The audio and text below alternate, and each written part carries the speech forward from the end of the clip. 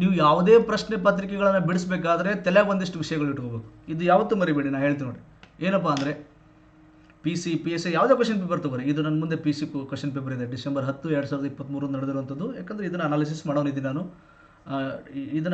ಇದ್ರ ಮುಖಾಂತರ ನಿಮಗೆ ಭಾಳಷ್ಟು ವಿಷಯಗಳು ನಾನು ಇವತ್ತು ವಿಡಿಯೋದಲ್ಲಿ ತಿಳಿಸ್ಕೊಡ್ತೇನೆ. ಫಸ್ಟ್ ನೋಡಿ, 30-35 ಈಸಿ ಕ್ವಶನ್ಸ್ ಇರ್ತವೆ, ನೆಕ್ಸ್ಟ್ 30-35 ಮೀಡಿಯಮ್ ಇರ್ತವೆ, ನೆಕ್ಸ್ಟ್ 30-35 ಟಫ್ ಕ್ವಶನ್ಸ್ ಇರ್ತವೆ. ಇದು ಎಲ್ಲ ಕ್ವಶನ್ ಪೇಪರಲ್ಲಿ ಇರ್ತೈತೆ, PC ಹಿಡ್ಕೊಂಡು IAS ವರೆಗೂ.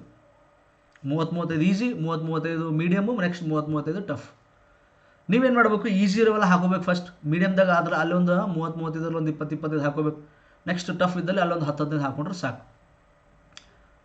ಕ್ವಶನ್ ಪೇಪರ್ ಕೊಡ್ತಾರೆ, ಒಂದು 2-3 ಕ್ವಶನ್ ನಿಮಗೆ ಫಸ್ಟಿಗೆ ಟಫ್ ಬಂದುಬಿಡ್ತಾವೆ. ಟಫ್ ಅವ್ರನ್ನ ಯವ್ವನ ಒಳ್ಳೆ ಒಂದು ಎದೆ ಹೊಡೆದ ಫುಲ್ ಟೆನ್ಷನ್ ಆಗಿ ನೋಡ್ಬೇಕು. ಓದಿದ್ದೆಲ್ಲ ನೆನಪಾರಿ ಇರೋ ಬರೋದೆಲ್ಲ ಎಲ್ಲ ಕೆಸರು ಮಾಡಿ ಬಂದುಬಿಡೋದು. ಎಕ್ಸಾಮ ಸರಿಯಾಗಿಲ್ಲ. ಟಫ್ ಬಂದರೆ ಯಾಕೆ ಇಷ್ಟು ಟೆನ್ಷನ್ ಮಾಡ್ಕೋತಾರೆ, ನನಗೆ ಇದೇ ಅರ್ಥ ಆಗಿಲ್ಲ. ಟಫ್ ಎಲ್ರಿಗಿರಿ, ನಿಮ್ಮೊಬ್ಬರಿಗೆಲ್ಲ ನೋಡಿರಿ. ನೀವು ಒಟ್ಟು ಓದಿಲ್ಲ ಬರ್ದಿಲ್ಲ ಅಂದರೆ ಇಡೀ ಕ್ವಶನ್ ಪೇಪರೇ ಟಫ್. ಈಸಿ ಕ್ವಶನ್ಸು ಟಫ್ ನಿಮ್ಗೆ, ಯಾಕಂದ್ರೆ ಏನು ಓದಿಲ್ಲ ಬರ್ದಿಲ್ಲ ಅಂದರೆ ಎಲ್ಲನೂ ಟಫ್. ನೀವು ಸೀರಿಯಸ್ ಆಗಿ ಓದಿದ್ರಿ, ಹೆಚ್ಚು ಪ್ರಶ್ನೆ ಪತ್ರಿಕೆಗಳು ನಾನು ಬಿಡಿಸಿದ್ರಿ, ನಿಮಗೆ ಟಫ್ ಇದ್ದರೆ ಎಲ್ರಿಗೂ ಟಫ್. ಹೀಗಾಗಿ ಇಲ್ಲಿ ನಿಮ್ಗೆ ಯಾರೇ 85 ತೆಗಿಬೇಕಂತ ಹೇಳ್ಯಾರನು ಇಲ್ಲ, ಎಲ್ಲರೂ 40 ತೆಗೆದ್ರೆ ನೀವು 41 ತೆಗೆದ್ರೆ ಪಾಸ್ ನೌಕರಿ. ಎಲ್ಲರೂ 50 ಮಾರ್ಕ್ಸ್ ತೆಗೆದ್ರೆ ನೀವು 51-52 ತೆಗೆದ್ರೆ ನಿಮ್ಗೆ ನೌಕರಿ, ಜಾಬು. ಇದು ಈ ಲಾಜಿಕ್ ಅರ್ಥ ಆಗ್ಬೇಕು ನಿಮಗೆ ಫಸ್ಟ್. ಹೀಗಾಗಿ ಕ್ವಶನ್ ಪೇಪರ್ ಟಫ್ ಬಂದಿದೆ ಅಂದ ತಕ್ಷಣ ಎದೆಯುವ ಅವಶ್ಯಕತೆ ಇಲ್ಲ, ಕಟ್ ಆಫ್ ಕಡಿಮೆ ನಿಲ್ತೈತೆ ಅಷ್ಟೇ. ಸೊ ಇಂಥ ಸಂದರ್ಭದಲ್ಲಿ ಆ ಆತ್ಮವಿಶ್ವಾಸ ಕಳ್ಕೊಳ್ಳದೆ ಕೂಲಾಗಿ, ಮಹೇಂದ್ರ ಸಿಂಗ್ ಧೋನಿ ಥರ ಕೂಲಾಗಿ ಯಾರು ಆನ್ಸರ್ ಮಾಡಿ ಬರ್ತೀರೋ ನೀವು ಕೊಡ್ಕೋತೀರ ಜಾಬ್. ಹೀಗಾಗಿ ನೀವು ಇಲ್ಲಿ ಎಷ್ಟು ಸ್ಟಡಿ ಮಾಡ್ತೀರೋ ಅಷ್ಟೇ ಮುಖ್ಯ ಅಲ್ಲ, ನೀವು ಇಲ್ಲಿ ಲೀಡರ್ಶಿಪ್ ಬೇಕು ನಿಮಗೆ. ಅಂದರೆ ಒಂದು ಆತ್ಮವಿಶ್ವಾಸ, ಒಂದು ಕಾನ್ಫಿಡೆನ್ಸು ಅದೆಲ್ಲ ಕಳ್ಕೋಬಾರ್ದು. ನಾನು ಹೇಳ್ತಾ ಹೋಗ್ತೀನಿ, ಕ್ವಶನ್ ಪೇಪರ್ ಟಫ್ ಬಂದಾಗ ಹೆಂಗೆ ಹ್ಯಾಂಡಲ್ ಮಾಡಬೇಕು, ನೀವು ಓದದೇ ಇದ್ದಾಗ ಕಾಮನ್ ಸೆನ್ಸ್ ಯೂಸ್ ಮಾಡಿ ಹೆಂಗೆ ಆನ್ಸರ್ ಮಾಡಬೇಕು ಎಲ್ಲವನ್ನ ನಾನು ಚರ್ಚೆ ಮಾಡ್ತೀನಿ ಮುಂದಿನ ಈ ಒಂದು ಕ್ವಶನ್ ಪೇಪರ್ ಇಟ್ಕೊಂಡು, ಆಯಿತಾ? ಓಕೆ, ಫಸ್ಟ್ ನೋಡಿ, ಇಲ್ಲೊಂದು ಸಾಮಾನ್ಯವಾಗಿ ನಾನು ಮಾತಾಡಬೇಕು. ಯಾವ ವಿಷಯ ಅಂದರೆ, ಪ್ರಶ್ನೆಗಳು ಕನ್ನಡ ಮತ್ತು ಆಂಗ್ಲ ಭಾಷೆಯಲ್ಲಿ ಇರುತ್ತದೆ. ಕನ್ನಡ ಪ್ರಶ್ನೆಗಳಲ್ಲಿ ಸಂದೇಹ ಉಂಟಾದರೆ ದಯವಿಟ್ಟು ಆಂಗ್ಲ ಭಾಷೆಯ ಪ್ರಶ್ನೆಗಳನ್ನು ಗಮನಿಸುವುದು. ಪ್ರಶ್ನೆ ಪತ್ರಿಕೆಯ ಪ್ರಶ್ನೆಗಳಲ್ಲಿ ಯಾವುದೇ ಗೊಂದಲಗಳಿದ್ದರೂ ಆಂಗ್ಲ ಭಾಷೆಯ ಪ್ರಶ್ನೆಗಳೇ ಅಂತಿಮವಾಗಿರುತ್ತದೆ. ಇಂಗ್ಲಿಷ್ ವರ್ಷನ್ ಈಸ್ ಫೈನಲ್ ಅಂತ ಅರ್ಥ. ಇದು ಭಾಳ ದುರಂತ. ಕರ್ನಾಟಕದಲ್ಲಿ ಕನ್ನಡಕ್ಕೆ 2ನೇ ಸ್ಥಾನ. ಅಂದರೆ ಕ್ವಶನ್ ಪೇಪರನ್ನು ಇಂಗ್ಲೀಷಲ್ಲಿ ಸೆಟ್ ಮಾಡ್ತಾರೆ, ಅದನ್ನು ಗೂಗಲ್ ಟ್ರಾನ್ಸ್ಲೇಟ್ ಮಾಡ್ತಾರೆ ಕನ್ನಡಕ್ಕೆ. ಟ್ರಾನ್ಸ್ಲೇಷನ್ ಭಾಳ ಗಲೀಜಿರ್ತದೆ. ತೋರಿಸ್ತೀನಿ ನಿಮಗೆ ಇದೇ ಕ್ವಶನ್ ಪೇಪರಲ್ಲಿ ತೋರಿಸ್ತೀನಿ. ಹೀಗಾಗಿ ಕನ್ನಡ ಮಾಧ್ಯಮ ವಿದ್ಯಾರ್ಥಿಗಳು ಏನು ಮಾಡಬೇಕು, ಇದರಿಂದ 2-3 ಮಾರ್ಕ್ಸ್ ಕಳ್ಕೊಂಡಿದ್ದಾರೆ ಭಾಳ ಜನ. ನೀವು ಇದ್ದೀರಾ, ಥಮ್ಸಪ್ ಕೊಡಿ. ಎಸ್ ಸರ್, ನಾವು ಹಿಂಗೆ ಟ್ರಾನ್ಸ್ಲೇಷನ್ ನಮ್ಗೆ ಅರ್ಥ ಆಗ್ಲಾರ ಬಟ್ಟಿಗೆ ನಾವು ಮಾರ್ಕ್ಸ್ ಕಳ್ಕೊಂಡಿರೋರು, ಥಮ್ಸಪ್, ಒಂದು ಲೈಕ್ ಕೊಡಿ. ಇದನ್ನು ಹೆಂಗೆ ಹ್ಯಾಂಡಲ್ ಮಾಡಬೇಕು ಅನ್ನೋದು ಕೂಡ ಚರ್ಚೆ ಮಾಡ್ತಾ ಹೋಗೋಣ ಮುಂದೆ, ಓಕೆನಾ? ರೈಟ್, ಫಸ್ಟ್ ನೋಡಿ, ಇಲ್ಲಿ ನೋಡಿ, ಫಸ್ಟ್ ಕ್ವಶನ್ ನೋಡೋಣ. ಇದು ಮೊನ್ನೆ ಎಚ್ ಕೆಗೆ ನಡೆದಿರುವಂಥ PC ಎಕ್ಸಾಮಿಗೆ ನಡೆದಿರುವಂಥ ಕ್ವಶನ್ ಪೇಪರು, ಡಿಸೆಂಬರ್ 10, 2023. ಇದನ್ನು ನಾನು ಚರ್ಚೆ ಮಾಡ್ತಾ ಭಾಳಷ್ಟು ಟೆಕ್ನಿಕ್ಸು, ಭಾಳಷ್ಟು ಟ್ರಿಕ್ಸ್ಗಳು ನಿಮಗೆ ಹೇಳ್ತಾ ಹೋಗ್ತೀನಿ. ನಿಮಗೆ ಕಾನ್ಫಿಡೆನ್ಸ್ ಲೆವೆಲ್ ಚೇಂಜ್ ಆಗುತ್ತೆ. ಇದನ್ನು ಚರ್ಚೆ ಮಾಡ್ತಾ ಇದ್ರೆ ಆನ್ಸರ್ ಹೇಳ್ತಾ ನಾನು ಎಲ್ಲವನ್ನು ಚರ್ಚೆ ಮಾಡ್ತಾ ಹೋಗ್ತೀನಿ. ನೋಡಿ, ಫಸ್ಟ್ ಕ್ವಶನ್ ಏನಿದೆ, ಸಿಂಪಲ್ ಇದೆ. ಇದಂತೂ ಓದಿರುವಂಥದ್ದು, ಯಾಕಂದರೆ ಎಲ್ಲರೂ ಓದಿದರೆ ನಿಮಗೆ 100% ಗೊತ್ತಿರುತ್ತೆ. ಯಾವುದು ಪ್ರಸ್ತುತ ಮೂಲಭೂತ ಹಕ್ಕು ಅಲ್ಲ ಅಂತಿದೆ, ಆಸ್ತಿ ಹಕ್ಕು. ಆ್ಯಕ್ಚುಲಿ ಮುಂಚೆ 7 ಇದ್ದು, ಈಗ 6 ಇದೆ. ಸೊ 6 ಇದೆ, ಯಾಕಂದರೆ ಈ ಆಸ್ತಿ ಹಕ್ಕನ್ನು ಡಿಲೀಟ್ ಮಾಡಿದ್ದಾರೆ. ಈಗ ಆಸ್ತಿ ಹಕ್ಕನ್ನು ಸಂವಿಧಾನದಿಂದ ತೆಗೆದು ಹಾಕಿದ್ದಾರೆ, ಓಕೆನಾ? ಕೆಳಗಿನವುಗಳಲ್ಲಿ, ಆಮೇಲೆ ಇಲ್ಲೊಂದು ಗಮನಿಸ್ಬೇಕು ನೀವು. ಏನು ಗಮನಿಸ್ಬೇಕಂದ್ರೆ, ಭಾಳ ಜನ ಏನು ಮಿಸ್ಟೇಕ್ಸ್ ಮಾಡ್ತೀರಂದರೆ, ಅಲ್ಲ ಯಾವುದು ಸರಿ ಯಾವುದು ತಪ್ಪು ಅನ್ನೋದು ಗಮನಿಸಲ್ಲ ಸರಿಯಾಗಿ. ಹೌದಾ? ಸರಿಯೋ ತಪ್ಪು ಅಂತ ಬರೆದಿರ್ತಾನೆ, ಅದನ್ನು ನೋಡಲ್ಲ. ಯಾಕಂದರೆ ನೀವು ಪ್ರಾಕ್ಟೀಸ್ ಮಾಡಿಲ್ಲ ಕ್ವಶನ್ ಪೇಪರ್ ಅಂತ ಅರ್ಥ. ಹೀಗಾಗಿ ನೀವು ಈ ತಪ್ಪು ಮಾಡಬಾರ್ದು. ಅಂದರೆ ಎಕ್ಸಾಮ್ ಹಿಂದೆ ಒಂದು 2-3 ತಿಂಗಳು ಹೆಚ್ಚು ಟೆಸ್ಟ್ ಬರೀಬೇಕು ನೀವು. ಸಂಡೇ ಯಾವುದಾದ್ರು ಕೋಚಿಂಗ್ ಇನ್ಸ್ಟಿಟ್ಯೂಟ್ ಟೆಸ್ಟ್ ಇಟ್ಟಿರ್ತಾರೆ, 20 ರೂಪಾಯಿ ಕೊಟ್ಟರೆ ಟೆಸ್ಟ್ ಬರೀಬೋದು. ಸೊ ಹೆಚ್ಚು ಟೆಸ್ಟ್ಗಳು ಅಟೆಂಡ್ ಮಾಡಬೇಕು, ಹೆಚ್ಚು ಹಳೆ ಪ್ರಶ್ನೆ ಪತ್ರಿಕೆಗಳು ಬಿಡಿಸಬೇಕು, ಹೆಚ್ಚು ಮಾದರಿ ಪ್ರಶ್ನೆ ಪತ್ರಿಕೆಗಳು ಬಿಡಿಸಿದಾಗ ಮಾತ್ರ ಇಂಥ ಮಿಸ್ಟೇಕ್ಗಳು ನೀವು ಮಾಡಲ್ಲ, ಅವಾಯ್ಡ್ ಮಾಡ್ತೀರಾ. ನೆಕ್ಸ್ಟು, ಕೆಳಗಿನವುಗಳಲ್ಲಿ ಒಂದೇ ನಿಮಿಷ, ಕೆಳಗಿನವುಗಳಲ್ಲಿ ಯಾವುದು ಆದರ್ಶ ಅನಿಲ ಸಮೀಕರಣದ ಭಾಗವಾಗಿಲ್ಲ ಅಂತಿದೆ. ಸೊ ಡಾಲ್ಟನ್ ಕಾನೂನು ನೋಡಿ, ಸಿ ಆನ್ಸರ್. ಡಾಲ್ಟನ್ ಕಾನೂನು, which of the following is not A part of the ideal gas. So ideal ಗ್ಯಾಸ್ಗೆ ಆದರ್ಶ ಅನಿಲ ಅಂತ ಬರೆದಿದ್ದಾನೆ. ಇರಲಿ, ಟ್ರಾನ್ಸ್ಲೇಷನ್ ಏನು ಸಮಸ್ಯೆ ಇಲ್ಲ ಇಲ್ಲಿವರೆಗೂ. ಡಾಲ್ಟನ್ ಕಾನೂನು ಕೊಟ್ಟಿರೋ ಪ್ರಶ್ನೆಗೆ ಉತ್ತರ ಸಿ ಆನ್ಸರ್ ಆಗುತ್ತೆ. ನೆಕ್ಸ್ಟು, ನಿಫಾ ವೈರಸ್ಗೆ ಸಂಬಂಧಿಸಿದಂತೆ ಈ ಕೆಳಗಿನವುಗಳಲ್ಲಿ ಯಾವುದು ತಪ್ಪಾಗಿದೆ ಅಂತಿದೆ. ಸೊ ಆ್ಯಕ್ಚುಲಿ ತಪ್ಪಾಗಿದೆ ನೋಡಿ, ಇದನ್ನು ಗಮನಿಸ್ಬೇಕು ಸರಿಯಾಗಿ. ಇದನ್ನು ಸರಿಯಾಗಿ ಗಮನಿಸ್ಬೇಕು, ಯಾವುದು ತಪ್ಪಾಗಿದೆ ಅಂತ ಕೊಟ್ಟಿದ್ದಾನೆ. C answer. ಇದು 2023 ಕೇರಳದಲ್ಲಿ ಮೊದಲ ಬಾರಿಗೆ. ಇಲ್ಲಿ 2008 ಕೇರಳದ ಬಂದಿದೆ, 2007-8ರಲ್ಲಿ ಪಶ್ಚಿಮ ಬಂಗಾಳದಲ್ಲಿ ಬಂದಿತ್ತು, 2018ರಲ್ಲಿ ಕೇರಳದಲ್ಲಿ ಬಂದಿತ್ತು. ಹೀಗಾಗಿ ಇದು ಸಿ ತಪ್ಪಿದೆ. Answer C. ನೆಕ್ಸ್ಟ್, ಭಾರತದಲ್ಲಿ ಅವಿಶ್ವಾಸ ನಿರ್ಣಯವನ್ನು ಅಂಗೀಕರಿಸಲು ಅಂತಿದೆ ನೋಡಿ. ನೋ ಕಾನ್ಫಿಡೆನ್ಸ್ ಮೋಷನ್ ಅಂತ ಕರಿತೀವಿ. ಯಾವುದು ಬೇಕಪ್ಪ ಅಂದರೆ ಭಾಳ ಜನ ಏನಾಗ್ತೀರಿ, ವಿಶೇಷ ಬಹುಮತ ಹಾಕ್ತೀರಿ, ಸಂಪೂರ್ಣ ಬಹುಮತ ಹಾಕ್ತೀರಿ. ಇವೆಲ್ಲ ತಪ್ಪು. ಒಂದು ತಿಳ್ಕೊಂಬಿಡ್ರಿ, ನಾ ಹೇಳ್ಬಿಡ್ತೀನಿ ನಿಮಗೆ. ಕ್ವಶನ್ನು ಗೊತ್ತಿಲ್ಲ, ಆನ್ಸರ್ ಗೊತ್ತಿಲ್ಲ, ಕೊಟ್ಟಿರುವ ಆಯ್ಕೆಗಳಲ್ಲಿ ಸರಳ ಬಹುಮತ ಇದ್ದರೆ ನೀವು ಹಾಕ್ಬರಿ, ಕಣ್ಣು ಮುಚ್ಚಿ ಹಾಕ್ಬರಿ. ನಾನು IAS ಕ್ವಶನ್ ಪೇಪರ್ ಬರೆದಿದ್ದೀನಿ, KS ಕ್ವಶನ್ ಪೇಪರ್ ಬರೆದಿದ್ದೀನಿ, KS ಭಾಳಷ್ಟು ಕ್ವಶನ್ ಪೇಪರ್ಸ್ ನಾನು ನೋಡಿದ್ದೀನಿ. ನನ್ನ ಒಂದು 10-12 ವರ್ಷಗಳಲ್ಲಿ ಅನುಭವದಲ್ಲಿ ನಾನು ನೋಡಿದ್ದೀನಿ. ಮತ್ತು ಭಾಳ ಸಲ ಏನು ಕೇಳಿದಾನೆ ಗೊತ್ತಾ, ಒಂದು ರಾಜ್ಯದಿಂದ ಮತ್ತೊಂದು ರಾಜ್ಯವನ್ನು ಬೇರ್ಪಡಿಸಬೇಕಾದರೆ ಸಂಸತ್ತಿನಲ್ಲಿ ಯಾವ ಬಹುಮತ ಬೇಕು ಅಂತ ಕೇಳ್ತಾನೆ. ಎಲ್ಲರೂ ವಿಶೇಷ ಬಹುಮತ ಹಾಕಿ ಬರ್ತಾರೆ. ಸರಳ ಬಹುಮತ ಇದು ನಿಮ್ಮ ಟ್ರ್ಯಾಪಿಂಗ್ ಕ್ವಶನ್ ಅಂತ ಕರೀತಾರೆ. ಇದು ನಿಮ್ಮನ್ನು ಟ್ರ್ಯಾಪ್ ಮಾಡ್ತಾ ಇದ್ದೀವಿ, ನಿಮ್ಮನ್ನ ಸಿಗಾಕ್ಸಕ್ಕೆ ನೋಡ್ತಾರೆ. ಅರ್ಥ ಆಗ್ತಿದೆಯಾ? ನಾನು ಭಾಳಷ್ಟು ಕ್ವಶನ್ ಪೇಪರ್ ನೋಡಿರಿ, ಉತ್ತರ ಸರಳ ಬಹುಮತನೇ ಇರ್ತದೆ, ಸಿಂಪಲ್ ಮೆಜಾರಿಟಿ. ಸೊ ಹೀಗಾಗಿ ನಿಮಗೆ ಕ್ವಶನ್ ಗೊತ್ತಿಲ್ಲ, ಆನ್ಸರ್ ಗೊತ್ತಿಲ್ಲ, ಕೊಟ್ಟಿರುವ ಆಯ್ಕೆಗಳಲ್ಲಿ ಸರಳ ಬಹುಮತ ಇದ್ದರೆ ಹಾಕಿ, ಏನು ಸಮಸ್ಯೆ ಇಲ್ಲ ಆಯಿತಾ. ಹಾಗಂತೇಳಿ ಎಲ್ಲದಕ್ಕೂ ಸರಳ ಬಹುಮತ ಇಲ್ಲ. ಮತ್ತು ನಾ ಹೇಳೋದು ಮತ್ತೆ ನೀವು ಮಿಸ್ಟೇಕ್ ಮಾಡ್ಕೊಬೇಡ್ರಿ. ನಿಮ್ಗೆ ಲಾಸ್ಟಿಗೆ ಇದು ಬ್ರಹ್ಮಾಸ್ತ್ರ, ಪ್ರಶ್ನೆನೂ ಗೊತ್ತಿಲ್ಲ, ಉತ್ತರ ಗೊತ್ತಿಲ್ಲ ಅಂದಾಗ ಮಾತ್ರ ಸರಳ ಬಹುಮತ ಹಾಕಿ. ಕೆಲವೊಂದಕ್ಕೆ ವಿಶೇಷ ಬಹುಮತ ಬೇಕು, ಕೆಲವೊಂದಕ್ಕೆ ಸಂಪೂರ್ಣ ಬಹುಮತ ಬೇಕು, ಗೊತ್ತಾಯ್ತಾ? ನಾನು ನೋಡಿರೋ ಹಾಗೆ 90% ಆನ್ಸರು ಸರಳ ಬಹುಮತ ಇರುತ್ತೆ. ಸಿಂಪಲ್ ಲಾಜಿಕ್ ಯೂಸ್ ಮಾಡಬೇಕು, ಕಾಮನ್ ಸೆನ್ಸ್. ಇದು ನಿಮಗೆ ಯಾವಾಗ ಗೊತ್ತಾಗುತ್ತೆ? ಹೆಚ್ಚು ಕ್ವಶನ್ ಪೇಪರ್ ಬಿಡಿಸಿದಾಗ ಮಾತ್ರ ಗೊತ್ತಾಗುತ್ತೆ. ಓಕೆ, ನೆಕ್ಸ್ಟು, ಲೋಕಸಭೆಯಲ್ಲಿ ವಿವಿಧ ರಾಜ್ಯಗಳಿಗೆ ಸ್ಥಾನಗಳ ಹಂಚಿಕೆಯ ಆಧಾರವೇನು ಅಂತಿದೆ. ಸೊ ಇಲ್ಲಿ ಜನಸಂಖ್ಯೆ ಬರುತ್ತೆ, ಪಾಪ್ಯುಲೇಷನ್ ಬರುತ್ತೆ ನೋಡಿ. ಲೋಕಸಭಾ ತಗೊಳ್ಳಿ, ರಾಜ್ಯಸಭಾ ತಗೊಳ್ಳಿ, ಭಾರತದಲ್ಲಿ ಜನಸಂಖ್ಯೆಗೆ ಅನುಗುಣವಾಗಿದೆ. ಅದಾയത് ಈಗ ರಾಜ್ಯಸಭಾ ಸೀಟ್ ತಗೊಳ್ಳಿ, ಉತ್ತರ ಪ್ರದೇಶ 31 ಇದೆ. ಯಾಕಂದರೆ ಉತ್ತರ ಪ್ರದೇಶದಲ್ಲಿ ಜನಸಂಖ್ಯೆ ಹೆಚ್ಚಿಗಿದೆ. ಆ್ಯಕ್ಚುಲಿ ವಿಸ್ತೀರ್ಣದಲ್ಲಿ ರಾಜಸ್ಥಾನ ಹೆಚ್ಚಿಗಿದೆ. ವಿಸ್ತೀರ್ಣದ ಮೇಲೆ ತಗೊಳ್ಳಲ್ಲ, ರಾಜಸ್ಥಾನಕ್ಕೆ ಅಷ್ಟು ಸೀಟ್ ಇಲ್ಲ. ಭಾರತದಲ್ಲಿ ಲೋಕಸಭಾ ಸ್ಥಾನಗಳಾಗಲಿ, ರಾಜ್ಯಸಭಾ ಸ್ಥಾನಗಳಾಗಲಿ, ಯಾವುದೇ ಇರಲಿ, ಅದು ಇಂಡಿಯಾದಲ್ಲಿ ಜನಸಂಖ್ಯೆಗೆ ಮೇಲೆ ಅನುಗುಣವಾಗಿದೆ, ನೆನ್ಪಿಟ್ಕೊಳ್ಳಿ. ಸೊ ಇದು ಕಾಮನ್ ಸೆನ್ಸ್, ಡಿ ಆನ್ಸರ್, ಜನಸಂಖ್ಯೆ.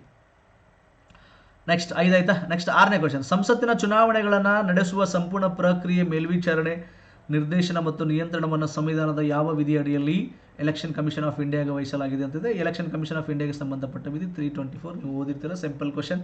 ಓದೋರಿಗೆ ಬರೆದವರಿಗೆ ಇದೇನು ಕಷ್ಟದ ಕ್ವಶನ್ ಅಲ್ಲ. 324. ನೆಕ್ಸ್ಟು, ಭಾರತದ ಸಂವಿಧಾನವು, ಒಂದು ನಿಮಿಷ, ಭಾರತದ ಸಂವಿಧಾನವು ಯಾವ ದಿನ ಜಾರಿಗೆ ಬಂದಿತ್ತು ಅಂತಿದೆ. ಅಂಗೀಕಾರ ಅಲ್ಲ, ಜಾರಿಗೆ ಅಂತ ಕೇಳಿದ್ದಾನೆ. ಇದು ಕನ್ಫ್ಯೂಷನ್ ಇದೆ ಭಾಳಷ್ಟು. ಜನವರಿ 26, 1950 ನೆನ್ಪಿಟ್ಬಿಟ್ಟು. ಅಂಗೀಕಾರ ಅಂತ ಬಂದರೆ 1949, ನವೆಂಬರ್ 26, ಗೊತ್ತಾಯ್ತಾ.